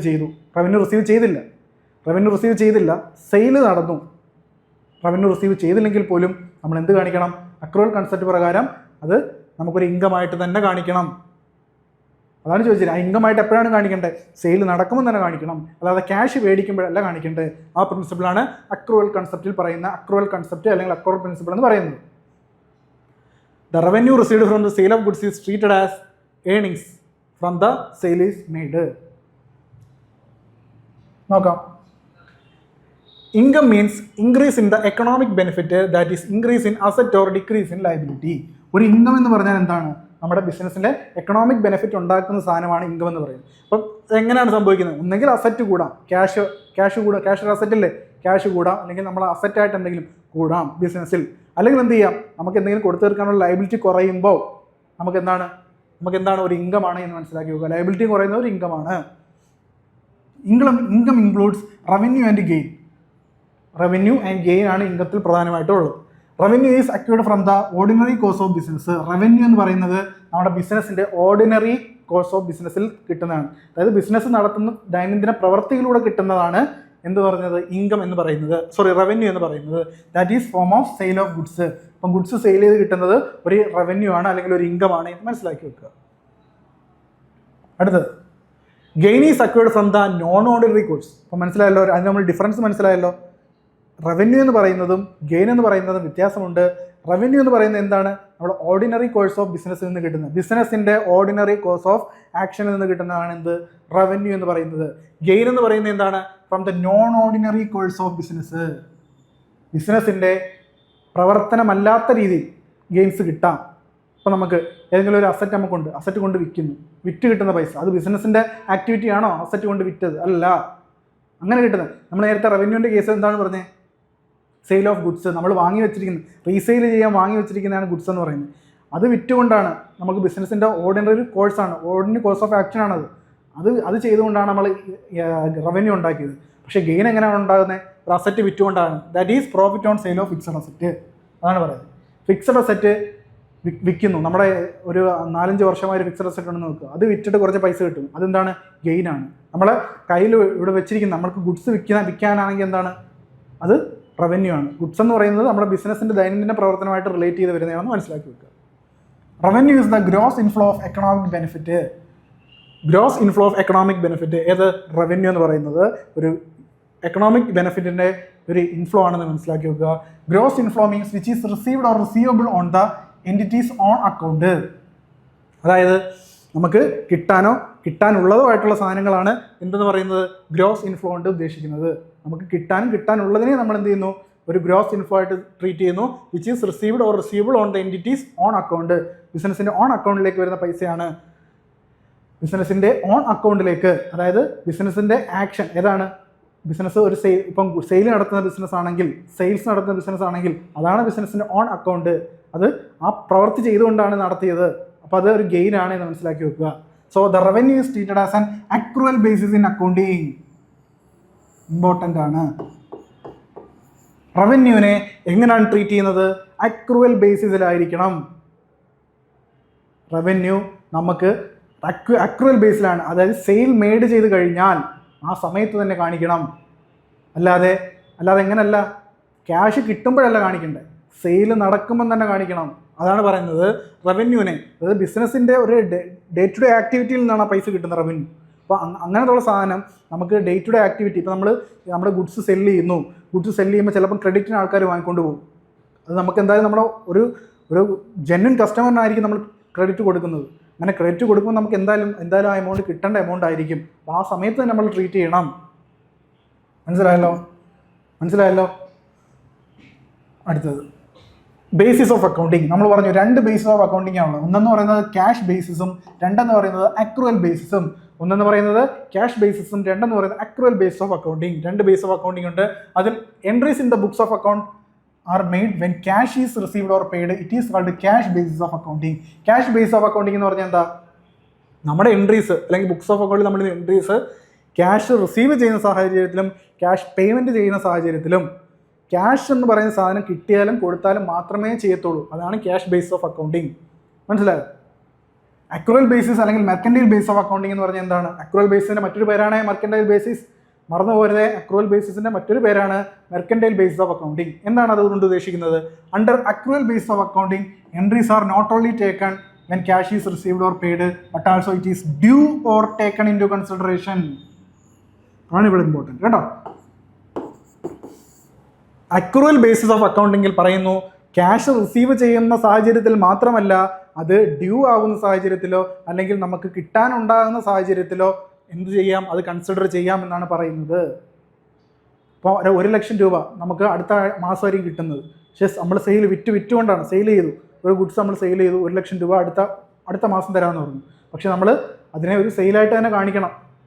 പക്ഷേ ക്യാഷ് ബേസിൽ അങ്ങനെ പറ്റുമോ? ക്യാഷ് വാങ്ങിയാൽ മാത്രമേ അതിനെ കൺസിഡർ ചെയ്യാൻ പറ്റൂ. So outstanding and prepaid expenses and outstanding and prepaid incomes R consider under these accrual basis. വളരെ ഇമ്പോർട്ടൻ്റ് ആണ് ഇത്, വളരെ വളരെ വളരെ ഇമ്പോർട്ടൻ്റ് ആണ്, ചോദിക്കാം സാധ്യതയുണ്ട്.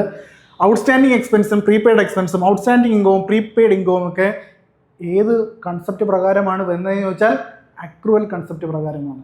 മറന്നു പോരുതേ, അക്രൂവൽ കൺസെപ്റ്റ് പ്രകാരം. So outstanding and prepaid expense, outstanding income and prepaid income are considered under accrual base. Accrual base പ്രകാരമാണ് ഇതിനെ ട്രീറ്റ് ചെയ്യുന്നത്, കൺസിഡർ ചെയ്യുന്നത് എന്ന് മനസ്സിലാക്കി വെക്കുക. ഇത് രണ്ടും ഇമ്പോർട്ടൻ്റ് ആണ്, നോക്കി വെക്കുക. അടുത്തത്, joint stock companies have to prepare their balance sheet in the order of liquidity, solvency, accountability, permanence. ഇതിൽ ഏത് അടിസ്ഥാനത്തിലാണ് joint stock companies balance sheet prepare ചെയ്യുന്നത് എന്നാണ് ചോദ്യം. അടുത്ത ചോദ്യമാണ്, നമുക്കറിയാം ബാലൻസ് ഷീറ്റ് പ്രിപ്പയർ ചെയ്യാൻ രണ്ട് വിധാനമുള്ളത്. ഒന്നും ഓൺ ദ ബേസ് ഓഫ് ലിക്വിഡിറ്റിയും അതുപോലെ തന്നെ പെർമനൻസും. അതിൽ പെർമനൻസ് ആണ് നമ്മൾ ജോയിന്റ് സ്റ്റോക്ക് കമ്പനീസ് എന്ത് ചെയ്യേണ്ടത്, ബാലൻസ് ഷീറ്റ് പ്രിപ്പയർ ചെയ്യേണ്ട ഓർഡർ എന്ന് പറയുന്നത്. മനസ്സിലായല്ലോ, പെർമനൻസ് ഓർഡറിലാണത്, പഠിച്ചു വെച്ചിരിക്കുക. പെർമനൻസ് ഓർഡറിലാണ്. ലിക്വിഡിറ്റി ഓർഡറിൽ സോൾ ട്രേഡറും പാർട്ട്ണർഷിപ്പ് കമ്പനിയൊക്കെയാണ് ലിക്വിഡിറ്റിയുടെ ബേസിൽ ബാലൻസ് ഷീറ്റ് അറേഞ്ച് ചെയ്യുന്നത്. നോക്കാം, grouping and marshalling of asset and liabilities in balance sheet. Grouping and marshalling of assets and liabilities. Grouping and marshalling എന്താണെന്ന് നോക്കാം. In the balance sheet, write items of the same nature under the same heading is called grouping. ഒരേ നേച്ചറിലുള്ള ഐറ്റങ്ങളെ ഒരേ ഹെഡിൻ്റെ അണ്ടറിലേക്ക് കൊണ്ടുവരുന്നതിനെ നമ്മൾ പറയുന്ന പേരെന്താണ്, grouping. Balance ഷീറ്റിൽ ഒരേ നേച്ചറിലുള്ള ഒരേ ഐറ്റങ്ങളെ ഒരേ ഹെഡുകളിൽ കൊണ്ടുവരുന്നതിന് പറയുന്ന പേരാണ് ഗ്രൂപ്പിംഗ് എന്ന് പറയുന്നത്. And although a business has stock of raw materials and finished goods, all of them are recorded under the name of closing stock. ബിസിനസ്സിൽ എന്തൊക്കെയുണ്ട്, റോ മെറ്റീരിയൽസും ഫിനിഷ്ഡ് ഗുഡ്സും ഉണ്ടെങ്കിൽ ഇതിനെ രണ്ടും കൂടെ കമ്പൈൻ ചെയ്ത് നമ്മൾ ക്ലോസിംഗ് സ്റ്റോക്ക് ആയിട്ട് കാണിക്കുന്നു. അതാണ് ഗ്രൂപ്പ് ചെയ്യുന്നു. ഒരുപാട് ഐറ്റങ്ങളെ ഒറ്റ ഗ്രൂപ്പിലേക്ക് കൊണ്ടുവരുന്നു. അതാണ് ഗ്രൂപ്പിംഗ് എന്ന് പറഞ്ഞ വേർഡിൻ്റെ മീനിങ്. ഈ റോ മെറ്റീരിയൽസിനെ ഒരു എക്സാമ്പിളാണ് പറയുന്നത്. റോ മെറ്റീരിയൽസിനെ ഫിനിഷ്ഡ് ഗുഡ്സിനെ നമ്മൾ എന്തിൻ്റെ അണ്ടറിൽ കൊണ്ടുവരുന്ന ക്ലോസിംഗ് സ്റ്റോക്ക്, അങ്ങനെ കൊണ്ടുവരുന്ന ആ മെത്തേഡിനെ പറയുന്നതാണ് grouping. The recording of assets and liabilities in particular order in the balance sheet is called marshalling. അപ്പം ഈ പറഞ്ഞ ഗ്രൂപ്പ് ചെയ്ത ഐറ്റങ്ങളെ പ്രത്യേക ഓർഡറിൽ എഴുതുന്നതിനെയാണ്, ബാലൻസ് ഷീറ്റിൻ്റെ പ്രത്യേക ഓർഡറിൽ എഴുതുന്നതിനെയാണ് എന്ത് പറയുന്നത്, മാർഷലിംഗ് എന്ന് പറയുന്നത്. മനസ്സിലാക്കി വെക്കുക. The recording of asset and liabilities in particular order. നമ്മൾ ഗ്രൂപ്പ് ചെയ്ത് വെച്ചിരിക്കുന്ന സാധനങ്ങളെ പർട്ടിക്കുലർ ഓർഡറിലേക്ക് ബാലൻസ് ഷീറ്റിൽ അറേഞ്ച് ചെയ്യുന്നതിനെയാണ് എന്ത് പറയുന്നത്, മാർഷലിംഗ് എന്ന് പറയുന്നത്. മനസ്സിലായല്ലോ, ഗ്രൂപ്പിംഗ് മാർഷലിംഗ് എന്താണ് പഠിച്ചല്ലോ. ഇനി അടുത്തത്, marshalling is done in 2 ways. Marshalling 2 രീതിയിലാണ് ചെയ്യുന്നത്. എങ്ങനെയൊക്കെയാണ്? ഒന്നെന്ന് പറഞ്ഞാൽ in the order of liquidity, in the order of permanence. In the order of ലിക്വിഡിറ്റിയും അതുപോലെ തന്നെ in the order of permanence. Marshalling ചെയ്യാൻ രണ്ട് മെത്തേഡുണ്ട്. ഇപ്പോൾ ഗ്രൂപ്പിംഗ് പഠിച്ചു, മാർഷലിംഗ് പഠിച്ചു. ആ 2 മെത്തേഡ് ഏതാണെന്ന് പഠിച്ചു, in the liquidity and in the permanence. അടുത്തത്, in the order of liquidity. ലിക്വിഡിറ്റിയുടെ ബേസിസിൽ എങ്ങനെ ആയിരിക്കും നോക്കാം. When assets are arranged in the balance sheet, cash in hand is first. നമ്മൾ അസറ്റിനെ അറേഞ്ച് ചെയ്യുമ്പോൾ ക്യാഷ് ഇൻ ഹാൻഡ് ഫസ്റ്റായിട്ട്, അത് ക്യാഷ് ഫസ്റ്റിൽ നമ്മൾ ചെയ്യണം. അത് ഏത് മെത്തേഡാണ്? Current asset like cash in hand, cash at bank, bills receivable, sundry debtors etcetera. In the order of ലിക്വിഡിറ്റിയുടെ ബേസിലാണെങ്കിൽ ഏറ്റവും ലിക്വിഡ് ആയിട്ടുള്ള അസറ്റുകളായിരിക്കണം ആദ്യം കാണിക്കേണ്ടത്. ഏറ്റവും ലിക്വിഡ് ആയിട്ടുള്ള അസറ്റ് ഏതാണ്? ക്യാഷ് ആണ്, ക്യാഷ് ഇൻ ഹാൻഡ് ആണ്, ക്യാഷ് അറ്റ് ബാങ്ക് ആണ്. സോ നമ്മൾ ആദ്യം അതൊക്കെ എവിടെ കാണിക്കണം? ഓർഡർ ഓഫ് ലിക്വിഡിറ്റിയുടെ ബേസിൽ ബാലൻസ് ഷീറ്റിൽ അറേഞ്ച് ചെയ്യുമ്പോൾ, അസറ്റിനെ അറേഞ്ച് ചെയ്യുമ്പോൾ. When assets are arranged in the balance sheet, cash in hand is first, cash in hand is first and the current asset like cash in hand, cash at bank, bills receivable, sundry debtors are ആദ്യം കാണിക്കണം, ടോപ്പിൽ കാണിക്കണം. Current അസറ്റുകളെയാണ് ആദ്യം കാണിക്കേണ്ടത്. അതനുസരിച്ച് താഴോട്ട് വരുന്നതാണ്. ഇപ്പം ലിക്വിഡിറ്റിയുടെ ബേസിൽ ഏറ്റവും അവസാനം കാണിക്കേണ്ട ഏതായിരിക്കണം? ഏറ്റവും അവസാനം കാണിക്കുന്നത് കറണ്ട് അസറ്റ് കഴിഞ്ഞിട്ട് ഫിക്സഡ് അസറ്റുകൾ. മനസ്സിലായോ? നോക്കുക, fixed asset like furniture, machinery, land and building are also recorded. When assets are recorded in the order, cash in hand is recorded first and goodwill is recorded last. ഏറ്റവും least liquid ആയിട്ടുള്ള അസറ്റാണ് good will. അപ്പം ലിക്വിഡിറ്റിയുടെ ബേസിസിൽ ആദ്യം ഏതാണ് കാണിക്കുന്നതെന്ന് ചോദിച്ചാൽ cash in ഹാൻഡും, ഏറ്റവും അവസാനം ഏതാണ് കാണിക്കുന്നതെന്ന് ചോദിച്ചാൽ അസറ്റിൽ ഏറ്റവും അവസാനം കാണിക്കുന്നതാണ് ഗുഡ് വില്ല്. ലിക്വിഡിറ്റി ബേസിലാണ് അറേഞ്ച് ചെയ്യുന്നതെങ്കിൽ ആ പേരിൽ തന്നെ ഉണ്ട് ലിക്വിഡിറ്റി ബേസ്. ഏറ്റവും ലിക്വിഡായിട്ട് അസറ്റുകൾ ടോപ്പിലും ഏറ്റവും ലിക്വിഡായിട്ട് കുറഞ്ഞ അസറ്റുകൾ താഴെയും. ഫിക്സഡ് അസറ്റൊക്കെ താഴെയായിരിക്കും വരുന്നത്. ഏറ്റവും അവസാനം വരുന്നത് ഗുഡ് ആയിരിക്കും. എപ്പോഴും ഗുഡ് എന്ന് പറയുന്നത് ഒരു ലീസ്റ്റ് ലിക്വിഡ് അസറ്റാണ് എന്ന് മനസ്സിലാക്കി വെക്കുക. ആണ് പറയുന്നത്. Current liability such as sundry creditors, bills payable, bank overdraft etcetera are first recorded. ഇവിടെ വരുന്ന സമയത്ത് ലിക്വിഡിറ്റിയുടെ ബേസിൽ വരുന്ന സമയത്ത് കറണ്ട് ലയബിലിറ്റികൾ, sundry creditor, bill payable, bank overdraft etcetera ഇവയൊക്കെ എന്ത് ചെയ്യണം? ആദ്യം കാണിക്കണം. Are first recorded on the liability side when they are due of balance sheet. മനസ്സിലായല്ലോ? ഇത്ര മനസ്സിലാക്കിയാൽ മതി. കറണ്ട് ലയബിലിറ്റി ആയിട്ടുള്ള സൺട്രി ക്രെഡിറ്റേഴ്സും ബിൽ പേയബിളും ബാങ്ക് ഓവർഡ്രാഫ്റ്റും ഒക്കെയാണ് കാണിക്കേണ്ടത്. അപ്പം ലിക്വിഡിറ്റിയുടെ ബേസിൽ ആദ്യം നമ്മൾ പറഞ്ഞു അസറ്റ് സൈഡിലാണെങ്കിൽ കറണ്ട് അസറ്റുകളാണ് ആദ്യം കാണിക്കേണ്ടത്. ഇവിടെ വന്നപ്പോൾ എന്താ? കറണ്ട് ലയബിലിറ്റി സൈഡിൽ വരുമ്പോൾ കറണ്ട് ലയബിലിറ്റികളാണ് ആദ്യം കാണിക്കേണ്ടത്. അത്രേ ഉള്ളൂ. In the order of permanence. ഇനി അടുത്ത പറയുന്നു ഓർഡർ ഓഫ് പെർമനൻസ് എന്താ? When assets are arranged in the balance sheet goodwill is recorded first. ഏതായിരിക്കണം ആദ്യം റെക്കോർഡ് ചെയ്യേണ്ടത്? ഗുഡ് വിൽ ആയിരിക്കണം. ഗുഡ് വില്ല് ആദ്യം കാണിക്കണം. നമ്മൾ പറഞ്ഞു നേരത്തെ കേസ് പറഞ്ഞപ്പോൾ എന്താ? ഗുഡ് വിൽ ഒരു ലീസ്റ്റ് ലിക്വിഡ് അസറ്റ് ആണ്.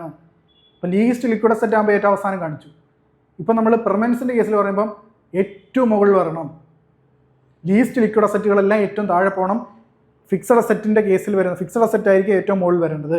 അപ്പോൾ ഏറ്റവും ലീസ്റ്റ് ലിക്വിഡ് ആയിട്ടുള്ള ഗുഡ് വില്ലിനെ ആയിരിക്കണം ആദ്യം കാണിക്കേണ്ടത്. And cash in hand is recorded last. Cash in hand ഒരു ഹയസ്റ്റ് അല്ലേ? ഞാൻ പറഞ്ഞു ലീസ്റ്റ് ലിക്വിഡ് അസറ്റില്ല, ഏറ്റവും ടോപ്പായിട്ടുള്ള ലിക്വിഡ് അസറ്റാണ് ക്യാഷ് എന്ന് പറയുന്നത്. സോ ക്യാഷ് ഇൻ ഹാൻഡിനെ നമ്മൾ ലാസ്റ്റ് കാണിക്കണം, ഗുഡ് വില്ലിനെ ഏറ്റവും ടോപ്പ് കാണിക്കണം. തിരിഞ്ഞു വരും, ലിക്വിഡിറ്റിയിൽ നിന്ന് തിരിഞ്ഞു വരും പെർമനൻസിൻ്റെ കേസിൽ. The assets R arrange with the balance sheet on the basis of permanence.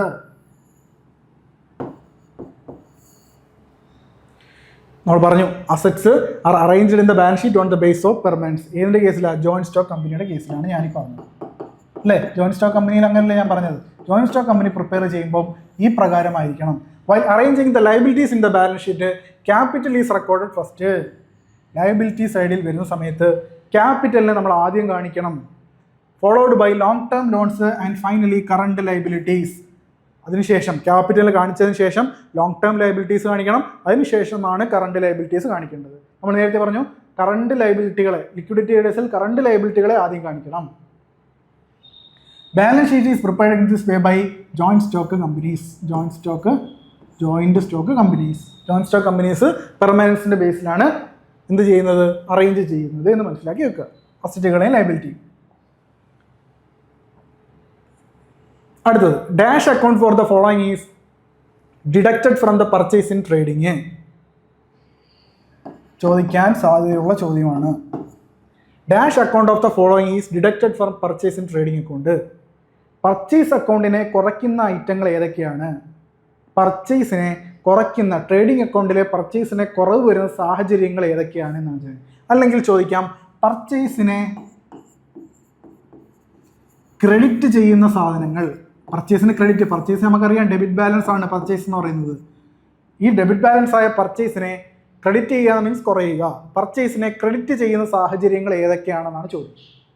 ഏതൊക്കെയാണ്? 3 സാഹചര്യങ്ങളേ ഉള്ളൂ. 3 സാഹചര്യങ്ങൾ ഏതൊക്കെയാണ്? Goods taken for personal use. Personal യൂസിന് ഗുഡ്സ് ടേക്ക് ചെയ്തുകൊണ്ട് പോകുന്നു, എടുത്തുകൊണ്ട് പോകുന്നു. Goods taken for office use. Office യൂസിന് ഗുഡ്സ് എടുക്കുന്നു. Goods distributed as free samples. Free samples ആയിട്ട് ഗുഡ്സ് എടുക്കുന്നു. ഈ ഓൾ ഓഫ് ദീസ് ആണ്. ഓൾ ഓഫ് ദീസ് ഈ 3 കേസിലുമാണ്. 3 കേസേ ഉള്ളൂ. പർച്ചേസിനെ ക്രെഡിറ്റ് ബാലൻസ് വരുന്ന കേസ്, പർച്ചേസിനെ ക്രെഡിറ്റ് ബാലൻസ്, അതായത് പർച്ചേസിനെ ക്രെഡിറ്റ് ചെയ്യുന്ന കേസ് 3 ഉള്ളൂ. അതായത് പർച്ചേസ് കുറയുന്ന കേസ് 3 ഉള്ളൂ. പർച്ചേസ് കുറയുക മീൻസ് എന്താണ്? പർച്ചേസിന് ഡെബിറ്റ് ബാലൻസ് ആണ്. ഡെബിറ്റ് ബാലൻസ് ആയിട്ട് കുറയ്ക്കണമെങ്കിൽ എന്ത് ചെയ്യണം? ക്രെഡിറ്റ് ചെയ്യണം. നോക്കാം. Case 1 goods drawn for personal use. Case 2 goods used for personal office use. Goods used in office use. അടുത്തത് goods distributed as free samples. ഇതാണ് 3 കേസ്. നോക്കാം നമുക്ക്. ഒന്നാമത്തത് goods drawn for personal use. Goods drawn for personal use എന്താണ്? If goods are drawn by the proprietor for personal use. ബിസിനസിന്റെ proprietor തന്നെ അദ്ദേഹത്തിന്റെ personal യൂസിന് പിൻവലിച്ചുകൊണ്ട് പോകുന്നതിനെ പറയുന്ന പേരാണെന്ത്? ഡ്രോയിങ്സ്. ബിസിനസിന്റെ പ്രൊപ്പറേറ്റർ തന്നെ ബിസിനസിന്റെ എന്താണ്? ബിസിനസ്സിൽ നിന്നും പൈസ പിൻവലിച്ചുകൊണ്ട് പോകുന്നതിന് പറയുന്ന എന്താണെന്ന് പറഞ്ഞാൽ ഡ്രോയിങ്സ്. നമ്മൾ നേരത്തെ പറഞ്ഞു ആ ഡ്രോയിങ്സ്, അങ്ങനെ പിൻവലിച്ചുകൊണ്ട് വന്ന ഡ്രോയിങ്സിന് ബിസിനസ് എന്ത് തരണം? ഇൻട്രസ്റ്റ് തരണം. അതാണ് ഇൻട്രസ്റ്റ് ഓൺ ഡ്രോയിങ്സ്. അതെവിടെയാണ് കാണിക്കേണ്ടത്? P&L അക്കൗണ്ട് ക്രെഡിറ്റ് സൈഡിലാണ്. The journal entry for the same is drawing account debtor to purchase. Drawing account debtor എന്താണ് വരട്ടെ? Drawings account debtor to purchase. മനസ്സിലായില്ലേ? പർച്ചേസ് എന്തോന്നു? ക്രെഡിറ്റ് വന്നു, കുറയ്ക്കുന്നു. ഡ്രോയിങ്സ് പിൻവലിച്ചുകൊണ്ട് പോകുന്നു അല്ലേ? അപ്പം അടുത്ത് നോക്കാം. The cost of such goods drawn is deducted from the purchase account and the same is added to the drawings account. ഈ കേസിൽ എന്താണ് പറയുന്നത്? The cost of such goods drawn is deducted from the purchase account. Purchase അക്കൗണ്ടിൽ നിന്നും deduct ചെയ്യുന്നു. എന്നിട്ട് എന്ത് ചെയ്യുന്നു? And the same is added to the drawings account. Drawings അക്കൗണ്ടിൽ ഇത് ആഡ് ചെയ്യുന്നു. പർച്ചേസ് നിന്ന് കുറഞ്ഞു, അപ്പോൾ എന്ത് ചെയ്തു? പർച്ചേസ് അക്കൗണ്ടിൽ നിന്ന് ഡിഡക്റ്റ് ചെയ്യുന്നു, ഡ്രോയിങ്സ് അക്കൗണ്ടിൽ കൂടി ഡ്രോയിങ്സ് അക്കൗണ്ടിൽ ആഡ് ചെയ്യുന്നു. മനസ്സിലാക്കി വെക്കുക. അടുത്തത് ഇനി നമുക്ക് നോക്കാം ട്രേഡിംഗ് P&L അക്കൗണ്ടിൽ എങ്ങനെയാണ് കാണിക്കുന്നത് നോക്കാം. ഒന്നാമത് ഇത് ട്രേഡിംഗ് അക്കൗണ്ടാണേ. ട്രേഡിംഗ് അക്കൗണ്ടിൽ ഡ്രോയിങ്സ് സംഭവിച്ചാൽ പർച്ചേസിൽ നിന്നും ലെസ് ഡ്രോയിങ്സ് എത്രയാണോ പിൻവലിച്ചുകൊണ്ട് പോയിരിക്കുന്നത് അത് കുറച്ച് കാണിക്കണം. ട്രേഡിംഗ് അക്കൗണ്ടിൽ പർച്ചേസിൽ നിന്നും ഡ്രോയിങ്സിനെ കുറയ്ക്കണം. രണ്ടാമത് കാണിക്കുന്നത് എന്താ? ബാലൻസ് ഷീറ്റിലെ ലയബിലിറ്റി സൈഡാണ്, അതുപോലെ തന്നെ അസറ്റ് സൈഡാണ്. നമ്മൾ ലയബിലിറ്റി സൈഡിലല്ലേ ക്യാപിറ്റലിനെ കാണിക്കുന്നത്. ക്യാപിറ്റലിനെ ഒരു ലയബിലിറ്റിയാണ്, പർച്ചേസ് അല്ല, ക്യാപിറ്റലാണ്. സോ ഒരു പർച്ചേസ് അല്ല, ക്യാപിറ്റലാണ്. ക്യാപിറ്റലിൽ നിന്നും ബാലൻസ് ഷീറ്റിലെ ക്യാപിറ്റലിൽ നിന്നും എന്ത് കുറയ്ക്കണം? ഡ്രോയിങ്സ് കുറയ്ക്കണം. മനസ്സിലായല്ലോ? ബാലൻസ് ഷീറ്റിൻ്റെ ക്യാപിറ്റൽ സൈഡ്, അതായത് ലയബിലിറ്റി സൈഡിലാണ് നമ്മൾ ക്യാപിറ്റലിനെ കാണിക്കുന്നത് ബാലൻസ് ഷീറ്റിൽ. സോ ഈ ക്യാപിറ്റലിൽ നിന്നും ഡ്രോയിങ്സിനെ കുറയ്ക്കണം. ട്രേഡിംഗ് അക്കൗണ്ടിൽ പർച്ചേസിൽ നിന്നും ഡ്രോയിങ്സിനെ കുറയ്ക്കണം. ഇതാണ് രണ്ട് ട്രീറ്റ്മെൻറ്റ് എന്ന് പറയുന്നത്. അടുത്തത് രണ്ടാമത്തെ case, goods used for office use. Office യൂസിന് വേണ്ടി ഗുഡ്സ് പിൻവലിക്കുന്നു. So in certain trading concerns goods bought for trading purpose are used in the office. ചില സാഹചര്യങ്ങളിൽ നമ്മൾ ട്രേഡിങ്ങിന് വേണ്ടി വാങ്ങിയിരിക്കുന്ന സാധനങ്ങൾ ഓഫീസ് യൂസിന് വേണ്ടി ഉപയോഗിക്കാറുണ്ട്. അങ്ങനെ വരുന്ന സാഹചര്യത്തിൽ the cost of such goods used to be deducted from purchases and added to printing and stationery or office expense. എന്താണ്? The cost of such goods use to be deducted from പർച്ചേസിൽ നിന്നും എന്ത് ചെയ്യണം? ഡിഡക്റ്റ് ചെയ്യണം. നമ്മൾ നേരത്തെ പറഞ്ഞ തന്നെ പർച്ചേസിൽ നിന്നും ഈ 3 ഐറ്റങ്ങളും കുറയുന്നതാണ്. ആ 3 ഐറ്റങ്ങളെ ഡിഡക്റ്റ് ചെയ്യണം. And added to printing and stationery or office expense. Printing or സ്റ്റേഷനറിയോ അല്ലെങ്കിൽ ഓഫീസ് എക്സ്പെൻസിൻ്റെ കൂടെയോ ആഡ് കൂടി ചെയ്യണം. ഇതാണ് അവിടുത്തെ കേസ്. മനസ്സിലായല്ലോ? നമ്മൾ പറഞ്ഞ എക്സ്പെൻസ്, ഓഫീസ് എക്സ്പെൻസിൻ്റെ കൂടെ ആഡ് ചെയ്യണം. ഓഫീസ് എക്സ്പെൻസ് ഒക്കെ എവിടെ വരുന്നത്? P&L വരുന്നതെന്ന് മനസ്സിലാക്കി വെക്കുക. ഇനി അക്കൗണ്ടിങ് ട്രീറ്റ്മെൻറ്റ് നോക്കാം. അക്കൗണ്ടിങ് ട്രീറ്റ്മെൻ്റ് ആണ് goods used in office use. The cost of such goods used deducted from purchase and added to printing and stationery or office expense. Deducted from purchase ഇവിടെ ചെയ്യുന്നത് ഒന്നാമത്തെ deducted from purchase and added to printing and stationery or office expense. എന്നിട്ട് എന്ത് ചെയ്യുന്നു? Add ചെയ്യുന്നു. Office എക്സ്പെൻസിൻ്റെ കൂടെ ഇത് add ചെയ്യുന്നു എന്ന് മനസ്സിലാക്കി വെക്കുക. അടുത്ത് നോക്കാം. ഇതിന് എൻട്രി നോക്കാം എങ്ങനെയാണെന്ന്. ആദ്യത്തെ ട്രേഡിംഗ് അക്കൗണ്ടിൽ എങ്ങനെയായിരിക്കും? ട്രേഡിംഗ് അക്കൗണ്ടിൽ പർച്ചേസിൽ നിന്നും ഓഫീസ് എക്സ്പെൻസിനായിട്ട് നമ്മൾ പിൻവലിച്ചത് കാണിക്കുന്നു, ലെസ് ഓഫീസ് യൂസ്. അതായത് ട്രേഡിംഗ് അക്കൗണ്ടിൽ നിന്നും പർച്ചേസിൽ നിന്നും എന്ത് ചെയ്യുന്നു? കുറച്ച് കാണിക്കുന്നു. P&L അക്കൗണ്ടിൽ എന്താണ് ചെയ്യുന്നത്? P&L അക്കൗണ്ടിൽ ഓഫീസ് എക്സ്പെൻസിൻ്റെ കൂടെ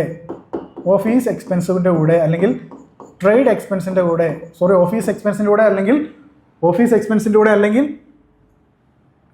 പറയുന്നില്ലേ, ഓഫീസ് എക്സ്പെൻസിൻ്റെ അല്ലെങ്കിൽ എവിടെയാണ് നമ്മൾ കാണിക്കേണ്ടത്? പ്രിന്റിംഗ് ആൻഡ് സ്റ്റേഷനറി എക്സ്പെൻസ് അല്ലെങ്കിൽ ഓഫീസ് എക്സ്പെൻസ്. അതിൻ്റെ കൂടെ എന്ത് ചെയ്യണം? ആഡ് ചെയ്യണം. ലെസ് അല്ല, ആഡ് ചെയ്യണം. ഓഫീസ് എക്സ്പെൻസിൻ്റെ കൂടെ എന്ത് ചെയ്യണം? ആഡ് ചെയ്യണം. എന്ത്? ഓഫീസ് യൂസിനായിട്ട് നമ്മൾ എടുത്തിട്ടുള്ള സാധനം ഇവിടുന്ന് കുറയ്ക്കണം, പർച്ചേസിൽ നിന്ന് കുറയ്ക്കണം. അതുപോലെ തന്നെ P&L അക്കൗണ്ടിൽ ഓഫീസ് എക്സ്പെൻസിൻ്റെ കൂടെ ആഡ് ചെയ്യണം. ഇത്രയും മനസ്സിലാക്കി വെക്കുക. അടുത്തത് goods distributed as free samples ആയിട്ട് നമ്മൾ ഗുഡ്സ് ഡിസ്ട്രിബ്യൂട്ട് ചെയ്യുന്നു. Distribution of goods are free samples to customer is a method of advertisement. ഇതെന്തിനാണ് നമ്മൾ കാണിക്കുന്നത്? അഡ്വർടൈസ്മെന്റ് കൊടുക്കാൻ വേണ്ടിയാണ് ഇത്തരത്തിൽ എന്ത് ചെയ്യുന്നത്? Goods distributed as free samples കൊടുക്കുന്നത്. മനസ്സിലാക്കി വെക്കുക. So the cost of such goods send should be recorded in the books of account.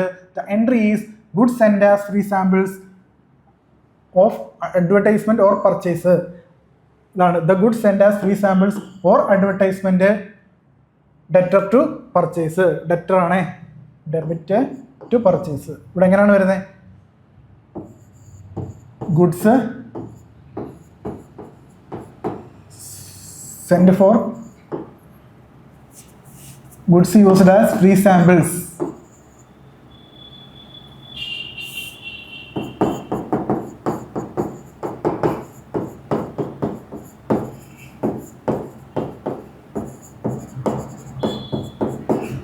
Debit കൊടുക്കുക. ക്രെഡിറ്റ് എന്തിനാണ് കൊടുക്കേണ്ടത്?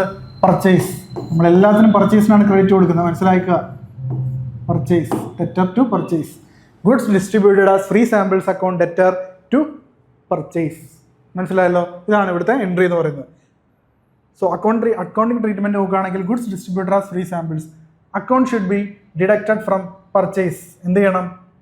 account അല്ല, amount should be deducted from purchase and the same amount should be turned on the debit side of the P&L account. P&L അക്കൗണ്ടിന്റെ debit സൈഡിൽ കാണിക്കണം goods distributed as free samples. ഒരു ചെലവാണ്. So trading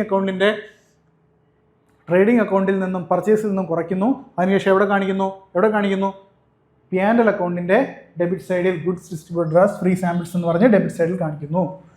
നോക്കാം, trading അക്കൗണ്ടിൽ നിന്നും purchase less free samples കുറയ്ക്കുന്നു. ഇങ്ങനെയല്ല ചെയ്യുന്നത്. പർച്ചേസിനെ കുറയ്ക്കണമെങ്കിൽ നമ്മൾ പഠിക്കും എന്താണ് ചെയ്യേണ്ടത്? ക്രെഡിറ്റ് ആണ് ചെയ്യേണ്ടത്. സോ ഇവിടെ എന്ത് ചെയ്യുന്നു? ഫ്രീ സാമ്പിൾസിനെ കുറയ്ക്കുന്നു. ഇവിടെ P&L അക്കൗണ്ടിൽ എന്താണ് ചെയ്യുന്നത്?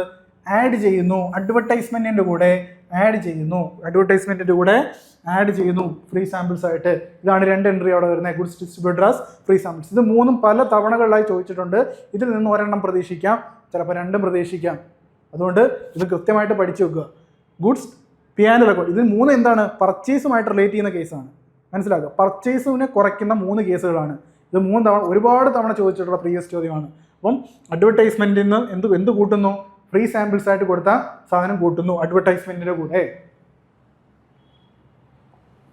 അപ്പം ട്രീറ്റ്മെന്റ് ഇൻ ഫൈനൽ അക്കൗണ്ട് നമുക്ക് പഠിക്കാം. ഇത് ഒന്നും കൂടെ എടുത്ത് പഠിക്കാം. Goods drawn for personal use, goods used in office use, goods distributed as free samples. ഇതാണ് 3 കേസുകൾ. അപ്പോൾ നോക്കാം. ആദ്യത്തെ case goods drawn for personal use. Personal യൂസിന് വേണ്ടി ഗുഡ്സ് വിഡ്രോ അല്ലെങ്കിൽ ഡ്രോ ചെയ്യുന്ന കേസിൽ എന്താണ് പറയുന്നത്? ട്രേഡിംഗ് അക്കൗണ്ട് ആണെങ്കിൽ പർച്ചേസിൽ നിന്ന് ഡിഡക്ട് ചെയ്യുന്നു. Goods used in office use ആണെങ്കിൽ പർച്ചേസിൽ നിന്നും ഡിഡക്ട് ചെയ്യുന്നു. Goods distributed as free samples ആണെങ്കിൽ പർച്ചേസിൽ നിന്നും ഡിഡക്ട് ചെയ്യുന്നു. ഈ 3 കേസിലും ട്രേഡിംഗ് അക്കൗണ്ടിൽ എന്ത് ചെയ്യുന്നുണ്ട്? പർച്ചേസിൽ നിന്നും കുറവ് വരുന്നുണ്ട്, പർച്ചേസിനെ ക്രെഡിറ്റ് ചെയ്യുന്നുണ്ട്. ഡെബിറ്റ് ബാലൻസ് ആണ് പർച്ചേസിനെ കുറയ്ക്കണമെങ്കിൽ ക്രെഡിറ്റ് ചെയ്യണം, അല്ലെങ്കിൽ പർച്ചേസിനെ കുറയ്ക്കണം. അപ്പം മനസ്സിലാക്കുക, ഈ 3 കേസിലാണ് പർച്ചേസിന് ക്രെഡിറ്റ് വരുന്നത്. അടുത്തത് നോക്കാം. P&L അക്കൗണ്ടിൽ ഗുഡ്സ് ഡ്രോൺ ഫോർ പേഴ്സണൽ യൂസിന് പ്രത്യേകിച്ച് അഡ്ജസ്റ്റ്മെന്റുകൾ ഇല്ല. പകരം എന്താണ്? ബാലൻസ് ഷീറ്റിൽ എമൗണ്ട് ഡിഡക്റ്റഡ് ഫ്രം ക്യാപിറ്റലിൽ നിന്നും കുറച്ച് കാണിക്കണം. ഏത് കേസിലാണ്? പേഴ്സണൽ യൂസിന് പിൻവലിക്കുന്നെങ്കിൽ. ഗുഡ്സ് യൂസ്ഡ് ഇൻ ഓഫീസ് യൂസിൽ എന്താണ്?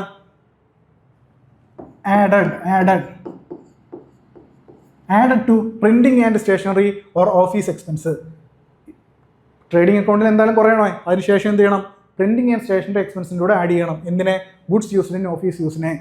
മനസ്സിലായല്ലോ? അടുത്തത് goods distributed as free samples. പർച്ചേസിൽ നിന്ന് കുറയ്ക്കുന്നു. അടുത്ത എന്താണ്? Added to advertisement expense. Advertisement എക്സ്പെൻസിൻ്റെ കൂടെ ആഡ് ചെയ്യുന്നു. മനസ്സിലാക്കി വെക്കുക. ഇതാണ് 3 കേസുകൾ. നിരന്തരമായി പ്രീവിയസ് ചോദ്യങ്ങളായിട്ട് വന്നുകൊണ്ടിരുന്ന സാധനങ്ങളാണ്. ഇതിൻ്റെയൊക്കെ എൻട്രികളും വളരെ ഇമ്പോർട്ടൻ്റ് ആണ് കേട്ടോ. എൻട്രികളും വളരെ ഇമ്പോർട്ടൻ്റ് ആണ്. അത് 3 പഠിക്കുക. അടുത്ത ക്വസ്റ്റ്യൻ നോക്കാം. From the following which error does not affect the agreement of trial balance. Trial ബാലൻസിൻ്റെ എഗ്രിമെൻറ്റിനെ അഫക്റ്റ് ചെയ്യാത്ത തരം എറർ ഏതാണെന്നാണ് ചോദിക്കുന്നത്. ഓപ്ഷൻ നോക്കാം. എറർ ഓഫ് പാർഷ്യൽ ഒമിഷൻ ആണോ? എറർ ഓഫ് പ്രിൻസിപ്പിൾ ആണോ? എറർ ഓഫ് കമ്മീഷൻ ആണോ? നൺ ഓഫ് ദീസ് ആണോ? നമുക്ക് എക്സ്പ്ലനേഷൻ നോക്കാം. Rectification of errors affecting trial balance നോക്കാം. After preparation of trial balance but before the final account such errors are rectified using suspense account. എപ്പോഴാണ് suspense account നമ്മൾ open ചെയ്യുന്നത്? Trial ബാലൻസിൻ്റെ രണ്ട് സൈഡുകൾ തമ്മിൽ എന്തെങ്കിലും ഡിഫറൻസ് മിസ്മാച്ചോ ഡിഫറൻസോ ഉണ്ടായിക്കഴിഞ്ഞാൽ അതിനെ ടാലി ചെയ്യാൻ വേണ്ടി രണ്ട് സൈഡ് ഡെബിറ്റ് സൈഡും ക്രെഡിറ്റ് സൈഡും ടാലി ചെയ്യാൻ വേണ്ടിയാണ് നമ്മൾ സസ്പെൻസ് അക്കൗണ്ട് ക്രിയേറ്റ് ചെയ്യുന്നത്. മിസ്മാച്ച് ഉണ്ടാകുന്ന സമയത്ത് ഒന്നെങ്കിൽ ഡെബിറ്റ് സൈഡിൽ ഓപ്പൺ ചെയ്യാം, അല്ലെങ്കിൽ ക്രെഡിറ്റ് സൈഡിൽ ക്രെഡിറ്റ് സൈഡിൽ കുറവ് വന്നാൽ ക്രെഡിറ്റ് സൈഡിൽ ഓപ്പൺ ചെയ്യാം സസ്പെൻസ് അക്കൗണ്ട്, ഡെബിറ്റ് സൈഡിൽ കുറവ് വന്നാൽ ഡെബിറ്റ് സൈഡിൽ ഓപ്പൺ ചെയ്യാം സസ്പെൻസ് അക്കൗണ്ട്. അപ്പോൾ അതാണ് പറയുന്നത് after the preparation of trial balance prepare ചെയ്തു, ഫൈനൽ അക്കൗണ്ട് പ്രിപ്പയർ ചെയ്യുന്നതിന് മുന്നെയാണ് നമ്മൾ എന്ത് ഓപ്പൺ ചെയ്യേണ്ടത്? സസ്പെൻസ് അക്കൗണ്ട് ഓപ്പൺ ചെയ്യുന്നത്. സസ്പെൻസ് അക്കൗണ്ട് എന്തെങ്കിലും മിസ്മാച്ചോ നമ്മൾ ട്രയൽ ബാലൻസിൽ എന്തെങ്കിലും ഡെബിറ്റ് സൈഡും ക്രെഡിറ്റ് സൈഡും തമ്മിൽ ഡിഫറൻസ് വരുമ്പോഴാണ് സസ്പെൻസ് അക്കൗണ്ട് ഓപ്പൺ ചെയ്യുന്നത്. നോക്കാം, the opening balance of suspense account either debit or credit side will be the difference in the two sides of the trial balance. Trial ബാലൻസിൻ്റെ debit സൈഡിലോ അല്ലെങ്കിൽ credit സൈഡിലോ എന്തെങ്കിലും mismatch വരികയാണെങ്കിലാണ് നമ്മൾ suspense account open ചെയ്യുന്നത്. അത് debit സൈഡിലും ആകാം, credit സൈഡിലും ആകാം. അടുത്തത്, the error which affect only one account can be rectified by giving an explanatory note in the account affected or by recording a journal entry with the help of the suspense account. എന്താണ് ചെയ്യേണ്ടത്? എന്തെങ്കിലും ഒരു error സംഭവിച്ചു കഴിഞ്ഞാൽ concerned അക്കൗണ്ടിൽ എന്ത് ചെയ്യണം? Affect ആയിട്ടുള്ള അക്കൗണ്ടുകൾ എന്ത് ചെയ്യണം? ഒരു എക്സ്പ്ലനേറ്ററി നോട്ട് ഇടുക, അല്ലെങ്കിൽ എന്ത് ചെയ്യുക? ജേണൽ എൻട്രി പാസ് ചെയ്യുക. സസ്പെൻസ് അക്കൗണ്ട് ഇട്ടുകൊണ്ട് എന്ത് ചെയ്യുക? സസ്പെൻസ് അക്കൗണ്ട് ക്രിയേറ്റ് ചെയ്തുകൊണ്ട് ഒരു ജേണൽ എൻട്രി എന്ത് ചെയ്യുക? പാസ് ചെയ്യുക എന്നുള്ളതാണ്. When the errors are located or corrected, errors locate ചെയ്യുകയോ കറക്റ്റ് ചെയ്യുകയോ ചെയ്ത് കഴിഞ്ഞാൽ the reverse entry will make in the suspense account. എന്ത് ചെയ്യണം? ഒരു റിവേഴ്സ് എൻട്രി ഇടണം. സസ്പെൻസ് അക്കൗണ്ട് എന്ത് ചെയ്യണം? ഒരു റിവേഴ്സ് എൻട്രി ഇടണം. അപ്പോൾ നമ്മൾ മനസ്സിലാക്കുക, എന്താണ് സസ്പെൻസ് അക്കൗണ്ട് ക്രിയേറ്റ് ചെയ്യുന്ന എപ്പോഴാണ്? എറേഴ്സ് ഉണ്ടാകുന്ന സാഹചര്യത്തിലാണ്. എറേഴ്സ് ഉണ്ടാകും മീൻസ് ട്രയൽ ബാലൻസിൻ്റെ ഡെബിറ്റ് സൈഡോ ക്രെഡിറ്റ് സൈഡോ ടാലി ആകാത്ത സാഹചര്യത്തിൽ സസ്പെൻസ് അക്കൗണ്ട് ഓപ്പൺ ചെയ്യുന്നു. ഇനി സസ്പെൻസ് അക്കൗണ്ട് അങ്ങനെ ഓപ്പൺ ചെയ്തതിന് ശേഷം കണ്ടെത്തിയാൽ, എറേഴ്സ് നമ്മൾ കണ്ടെത്തി കഴിഞ്ഞാൽ, അത് മനസ്സിലാക്കി കഴിഞ്ഞാൽ എന്ത് ചെയ്യണം? റിവേഴ്സ് എൻട്രി ഇട്ടുകൊണ്ട് സസ്പെൻസ് അക്കൗണ്ടിനെ ഇല്ലാതാക്കി കളയണം. Wipe off the difference in the trial balance. അതുവഴി എന്ത് ചെയ്യണം? ട്രയൽ ബാലൻസിൻ്റെ ഡിഫറൻസിനെ എന്ത് ചെയ്യണം? വൈപ്പ് ഔട്ട് ചെയ്യാൻ സാധിക്കും. നോക്കുക, ഇനി rectification of errors which does not affect the trial balance. Trial ബാലൻസിനെ അഫക്റ്റ് ചെയ്യാത്ത തരം എററുകളെ പറ്റിയാണ് പറയുന്നത്. ട്രയൽ ബാലൻസിനെ അഫക്റ്റ് ചെയ്യാത്ത തരം എറർ നോക്കുക. These errors are committed in 2 or more accounts. ഒരക്കൗണ്ടിലല്ല 2-3 അക്കൗണ്ടുകളിൽ എറർ സംഭവിച്ചാൽ അത് ട്രയൽ ബാലൻസിനെ അഫക്റ്റ് ചെയ്യത്തില്ല. Such errors are also known as 2-sided errors. അപ്പോൾ മനസ്സിലാക്കി നോക്കുക, 2-sided എറേഴ്സ് ആണ് സംഭവിക്കുന്നതെങ്കിൽ, അല്ലെങ്കിൽ രണ്ടിൽ കൂടുതൽ അക്കൗണ്ടിൽ എററുകൾ സംഭവിച്ചു കഴിഞ്ഞാൽ ട്രയൽ ബാലൻസിനെ അഫക്റ്റ് ചെയ്യത്തില്ല. ദാറ്റ് മീൻസ് 2-sided എറേഴ്സ് എന്താണ്? 2-sided എറേഴ്സ് എന്തിന് എക്സാമ്പിളാണ്? ട്രയൽ ബാലൻസിൻ്റെ എഗ്രിമെൻറ്റിനെ അഫക്റ്റ് ചെയ്യാത്ത തരം എററുകളാണ് 2-sided errors. So they can be rectified by recording a journal entry giving the correct debit and credit to the concerned account. കറക്റ്റായിട്ടുള്ള ജേണൽ എൻട്രി പാസ് ചെയ്തുകൊണ്ട്, ഇപ്പം ഏതെങ്കിലും ഒരു അക്കൗണ്ടിൻ്റെ ഡെബിറ്റ് സൈഡോ അല്ലെങ്കിൽ ഏതെങ്കിലും അക്കൗണ്ടിൻ്റെ ക്രെഡിറ്റ് സൈഡോ തമ്മിലൊക്കെ ഡിഫറൻസ് വന്നു കഴിഞ്ഞാൽ അത് കൃത്യമായിട്ട് എന്താണ്? കറക്റ്റായിട്ട് ഡെബിറ്റും ക്രെഡിറ്റും ചെയ്തുകൊണ്ട് എന്ത് ചെയ്യാം? അത് റെക്ടിഫൈ ചെയ്യാൻ സാധിക്കും. So examples of such errors, അതായത് ട്രയൽ ബാലൻസിൻ്റെ എഗ്രിമെൻറ്റിനെ അഫക്റ്റ് ചെയ്യാത്ത തരം എറേഴ്സിൻ്റെ എക്സാമ്പിളാണ് പറയുന്നത്. Complete omission.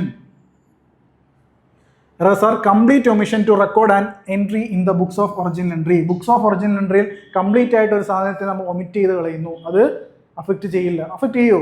ഒരു സൈഡിലും അഫക്റ്റ് ചെയ്യത്തില്ല. So wrong recording. അടുത്തത്, wrong recording of transactions in the books of account. Wrong ആയിട്ട് റെക്കോർഡ് ചെയ്യുന്നു, അതും അഫക്റ്റ് ചെയ്യത്തില്ല. എറർ ഓഫ് പ്രിൻസിപ്പിൾ വളരെ ഇമ്പോർട്ടൻ്റ് ആണ്. വളരെ ഇമ്പോർട്ടൻ്റ് ആണ് എറർ ഓഫ് പ്രിൻസിപ്പിൾ. നമുക്ക് ക്വസ്റ്റ്യനിലേക്ക് പോകാം. ഞാൻ പറഞ്ഞു 2-sided, അതായത് 2-sided എറർ അല്ലെങ്കിൽ എന്താണ് ഇപ്പം പറഞ്ഞ എറർ ഓഫ് പ്രിൻസിപ്പിൾ എന്ന് പറഞ്ഞാൽ എന്താണ്? ട്രയൽ ബാലൻസിൻ്റെ എഗ്രിമെൻറ്റിനെ അഫക്റ്റ് ചെയ്യാത്ത തരം എററുകളാണ്. Which does not affect error of principle. പഠിച്ചു വെക്കുക. അടുത്തത് ഇനി നോക്കാം, എറർ ഓഫ് പ്രിൻസിപ്പിൾ എന്താ? If any accounting principle is violated in recording transactions it is called error of principle. Accounting പ്രിൻസിപ്പിളിനുണ്ടാകുന്ന വയലേഷൻ, അതായത് നമ്മൾ ഓരോ എൻട്രികൾ ചെയ്യുന്ന സമയത്ത് അല്ലെങ്കിൽ എൻട്രികൾ ഇടുന്ന സമയത്ത് accounting പ്രിൻസിപ്പിളിനെ consider ചെയ്യാതാണ്.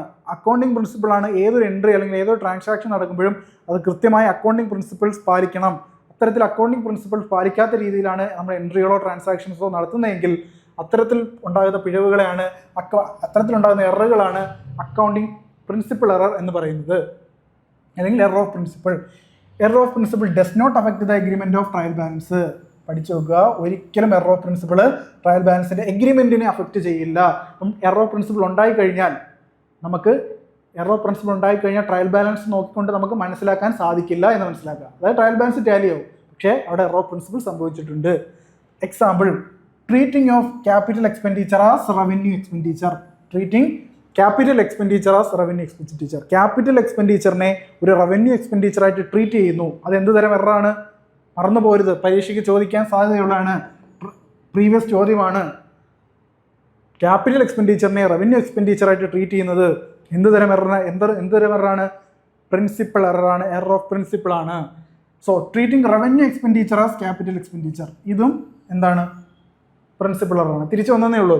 So carriage paid on purchase of machinery is a capital expenditure. Carriage paid on purchase of machinery is a capital expenditure to be debited to machinery account. അതായത് പർച്ചേസുമായിട്ട് അത് മെഷീനറി പർച്ചേസ് ചെയ്യുന്നതുമായിട്ട് ബന്ധപ്പെട്ട് വരുന്ന carriage, അതിനെ നമ്മൾ എന്ത് ചെയ്യുന്നു? Debited to machinery account കാണിക്കുന്നു. If the amount is debited to carriage, അതിനെന്ത് ചെയ്തു? തെറ്റായിട്ട് യഥാർത്ഥത്തിൽ എവിടെ കാണിക്കേണ്ടത്?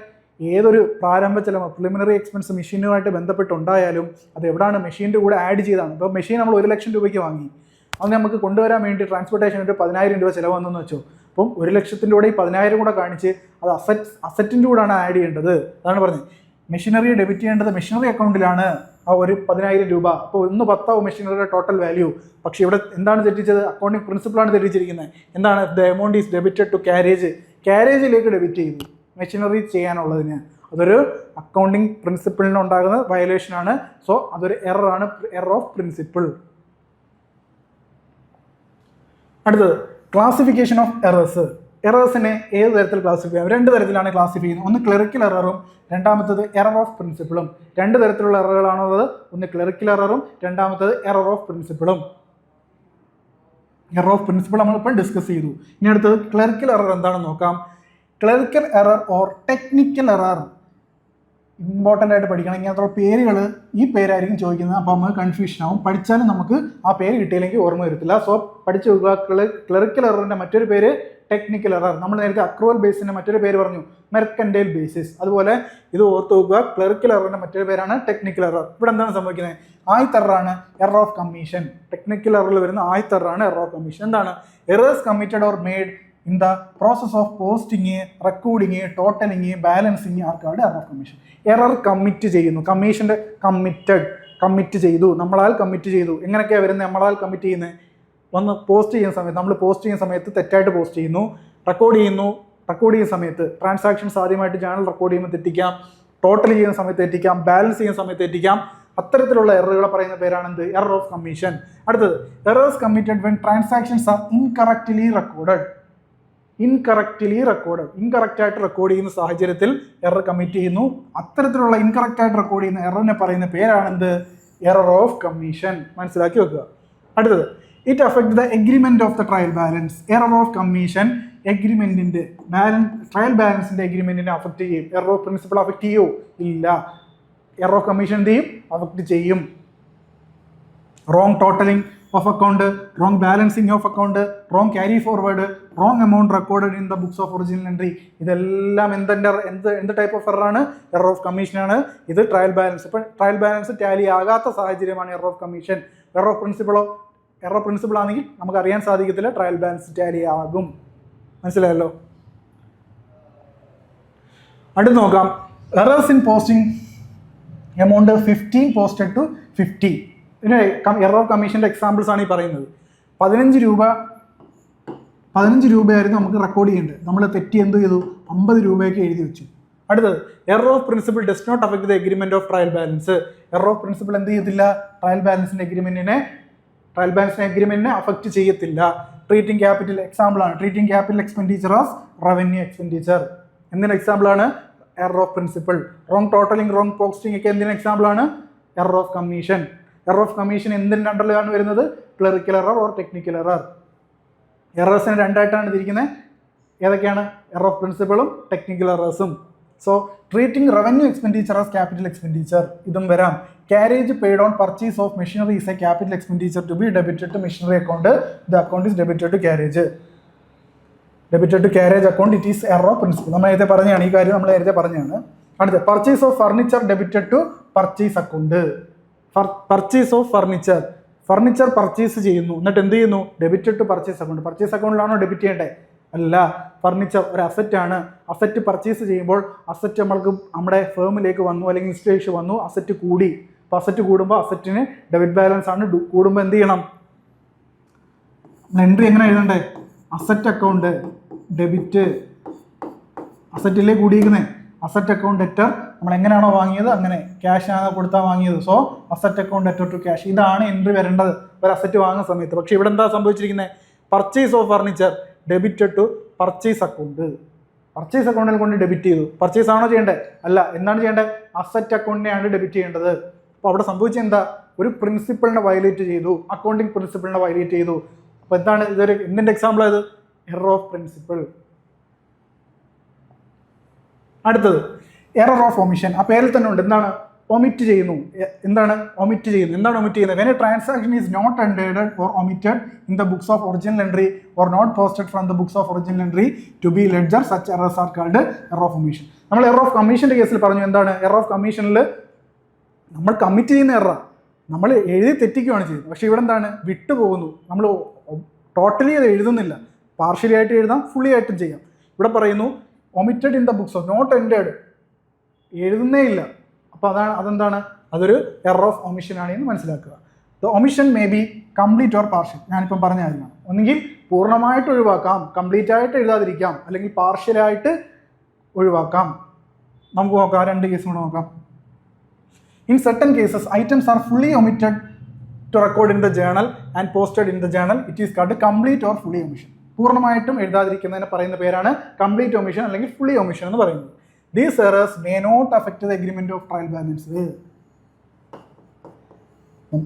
ഒമിഷൻ്റെ കേസിൽ കംപ്ലീറ്റ് ആയിട്ട് നമ്മൾ ഒഴിവാക്കുകയാണെങ്കിൽ അത് എന്ത് തരം എറേഴ്സ് ആണ്? അത് എങ്ങനെയാണ്? ട്രയൽ ബാലൻസിൻ്റെ എഗ്രിമെൻറ്റിനെ ബാധിക്കില്ല. പൂർണ്ണമായിട്ട് നമ്മൾ എഴുതുന്നേ ഇല്ല. ട്രയൽ ബാലൻസിൻ്റെ എഗ്രിമെൻറ്റ് ബാധിച്ചിട്ട് ട്രയൽ ബാലൻസ് ടാലിയാവും, നമുക്കറിയത്തില്ല. പിന്നെ അടുത്തത് നോക്കാം. But in certain cases only part of the transaction is recorded. നമ്മൾ ചില സാഹചര്യം, ഞാൻ പറയാം പാർഷ്യൽ ഒമിഷൻ്റെ കേസ്, പാർഷ്യലായിട്ട് നമ്മൾ റെക്കോർഡ് ചെയ്യുന്നുള്ളൂ, പാർഷ്യലി വിട്ടുപോയി. It is the case of partial omission. അങ്ങനെ വരികയാണെങ്കിൽ അതാണ് partial omission. These errors affect the agreement of trial balance. അപ്പം മനസ്സിലാക്കി വെക്കുക, പാർഷ്യൽ ഒമിഷൻ സംഭവിച്ചു കഴിഞ്ഞാൽ എന്താണ്? ട്രയൽ ബാലൻസിന് എഗ്രിമെൻറ്റിനെ ബാധിക്കും. അത് പാർഷ്യലായിട്ട് വരും ട്രയൽ ബാലൻസിൽ, അപ്പുറ സൈഡിൽ വരത്തില്ല. അപ്പോൾ എന്ത് ചെയ്യും? ഡെബിറ്റും ക്രെഡിറ്റും തമ്മിൽ ഡിഫറൻസ് വരും. അപ്പോൾ എന്താണ് ട്രയൽ ബാലൻസിനെ അഫക്റ്റ് ചെയ്യും. ഫുള്ളി ഒമിറ്റ് ചെയ്താൽ നമ്മൾ എഴുതുന്നേ ഇല്ല, ട്രയൽ ബാലൻസ് ഒരിക്കലും അഫക്റ്റ് ചെയ്യത്തില്ല, രണ്ട് സൈഡും ബാലൻസ് ആവും. അപ്പം നമുക്കത് മനസ്സിലാകത്തില്ല. അപ്പം ഡു നോട്ട് അഫക്റ്റ്.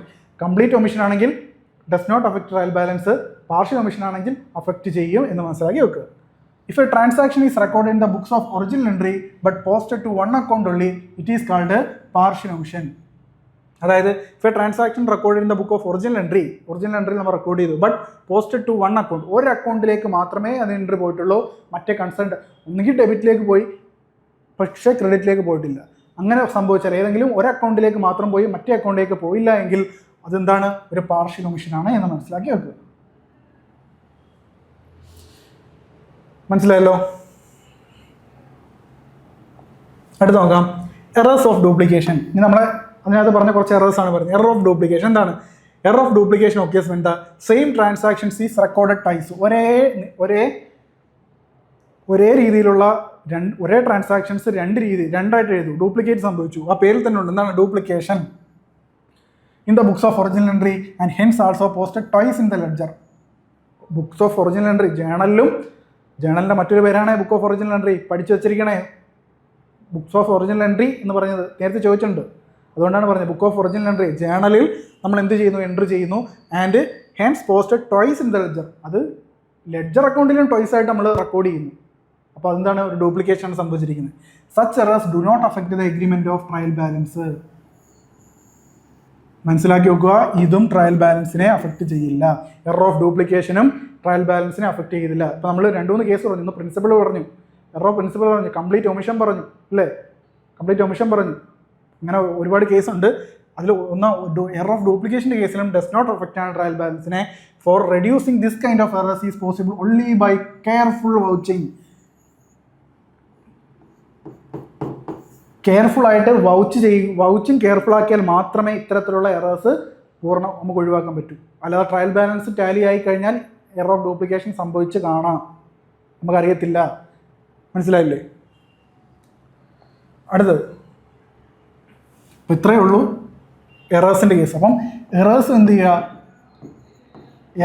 ചെയ്യുക വളരെ ഇമ്പോർട്ടൻ്റ് ആയിട്ട് പഠിക്കേണ്ട ഒരു ഭാഗമാണ് എറേഴ്സ്. ഞാൻ ഈ പറഞ്ഞ സാധനങ്ങളൊക്കെ ഒന്ന് റിവൈസ് ചെയ്യുക. ഒന്ന് റിവിഷന് വേണ്ടി ഞാൻ ഒന്നും കൂടെ പറഞ്ഞതാണ്. ഈ കാര്യങ്ങളൊക്കെ എന്ത് ചെയ്യുക, നല്ല രീതിയിൽ എന്ത് ചെയ്യുക, റിവൈസ് ചെയ്യുക എന്നുള്ളതാണ്. അപ്പം ഇത്രയേ ഉള്ളൂ ഇന്നത്തെ സെഷൻ നമുക്ക് വൈൻഡപ്പ് ചെയ്യാം. ഈ സെഷനിൽ പറഞ്ഞ കാര്യങ്ങൾ നിങ്ങൾ എന്ത് ചെയ്യുക, ഇതുമായിട്ട് ബന്ധപ്പെട്ട് റിലേറ്റ് ചെയ്തിരുന്ന ടോപ്പിക്കുകൾ, ഞാൻ പറഞ്ഞ ടോപ്പിക്കുകളെല്ലാം റിലേറ്റ് ചെയ്ത് പഠിക്കുക. ഇതിൽ നിന്ന് വന്നിട്ടിരിക്കുന്ന പ്രീവിയസ് ചോദ്യങ്ങൾ എടുത്ത് വർക്ക് ചെയ്യുക. അപ്പോൾ നിങ്ങൾക്ക് എന്ത് ചെയ്യും, ഒരു നല്ല അറിവ് കിട്ടും. ഈ ഒരു അക്കൗണ്ടൻസിയിൽ നിന്നും നല്ലൊരു അറിവ് കിട്ടും. പിന്നീട് വരാൻ സാധ്യതയുള്ളത് ഫിനാൻഷ്യൽ മാനേജ്മെൻറ്റിൻ്റെ ഭാഗത്തു നിന്നാണ്. അത് ഈ പരീക്ഷയ്ക്ക് വരുമെന്ന് നോക്കാം. നമ്മളെ സിലബസിലേക്ക് ഫിനാൻഷ്യൽ മാനേജ്മെൻറ്റിൻ്റെ കുറച്ച് ഭാഗങ്ങൾ ഉൾപ്പെടുത്തിയിട്ടുണ്ട് അക്കൗണ്ടൻസിയുടെ പാർട്ടിൽ. പിന്നെ കോസ്റ്റ് അക്കൗണ്ടൻസി ഉണ്ട്, മാനേജ്മെൻറ്റ് അക്കൗണ്ടൻസി ഉണ്ട്. അതിൽ നിന്ന് ചോദ്യങ്ങൾ പ്രതീക്ഷിക്കാം.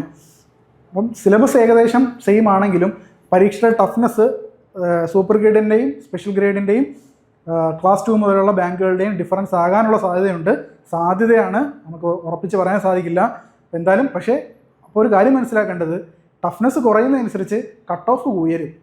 അത് കഴിഞ്ഞ എക്സാമിന് നമുക്ക് മനസ്സിലായി. 81 മാർക്കായിരുന്നു കട്ട് ഓഫ്. ഈ എക്സാമിന് ടഫ്നെസ് കൂടിയുണ്ട്. 81 എന്നുള്ളത് 75 വരാൻ സാധ്യതയുണ്ട്. അപ്പം നമ്മൾ എന്ത് ചെയ്യുക, കൃത്യമായിട്ട് പ്രോപ്പറായിട്ട് വർക്ക് ചെയ്യുക എന്നുള്ളതാണ് ചെയ്യാനുള്ളത്. അപ്പം പരീക്ഷ ടഫ്നെസ് കുറയുമ്പോൾ നിങ്ങൾ അത്രയും എന്ത് ചെയ്യുക, OMR-ൽ 100 എണ്ണം വളരെ ആക്യുറേറ്റ് ആയിട്ട് മാർക്ക് ചെയ്യുക. അപ്പം OMR-ൽ 100 എണ്ണം നിങ്ങൾ എന്ത് ചെയ്യണം. നെഗറ്റീവ് മാർക്ക് ഇല്ലാത്ത സാഹചര്യത്തിൽ 100 ക്വസ്റ്റ്യനും നല്ല കൃത്യമായിട്ട് വായിച്ചിട്ട് ആൻസർ ചെയ്യുക. നിങ്ങൾക്ക് എന്തെങ്കിലും ഇപ്പം 4 ഓപ്ഷനിൽ 2 എണ്ണേ അറിയത്തുള്ളൂ, അന്ന് സ്കിപ്പ് ചെയ്യാമെന്ന് പറഞ്ഞ് പോരുത്. ഏതെങ്കിലും ഒന്ന് മാർക്ക് ചെയ്യുക, പൂർണ്ണമായിട്ട് മാർക്ക് ചെയ്യുക. മനസ്സിലായല്ലോ? അപ്പോൾ നമുക്ക് ഇത് വൈൻഡപ്പ് ചെയ്യാം. അടുത്ത ക്ലാസ്സിൽ നമുക്ക് ഏതെങ്കിലും ടോപ്പിക്കായിട്ട് കാണാം. അതുവരേക്കും താങ്ക് യു.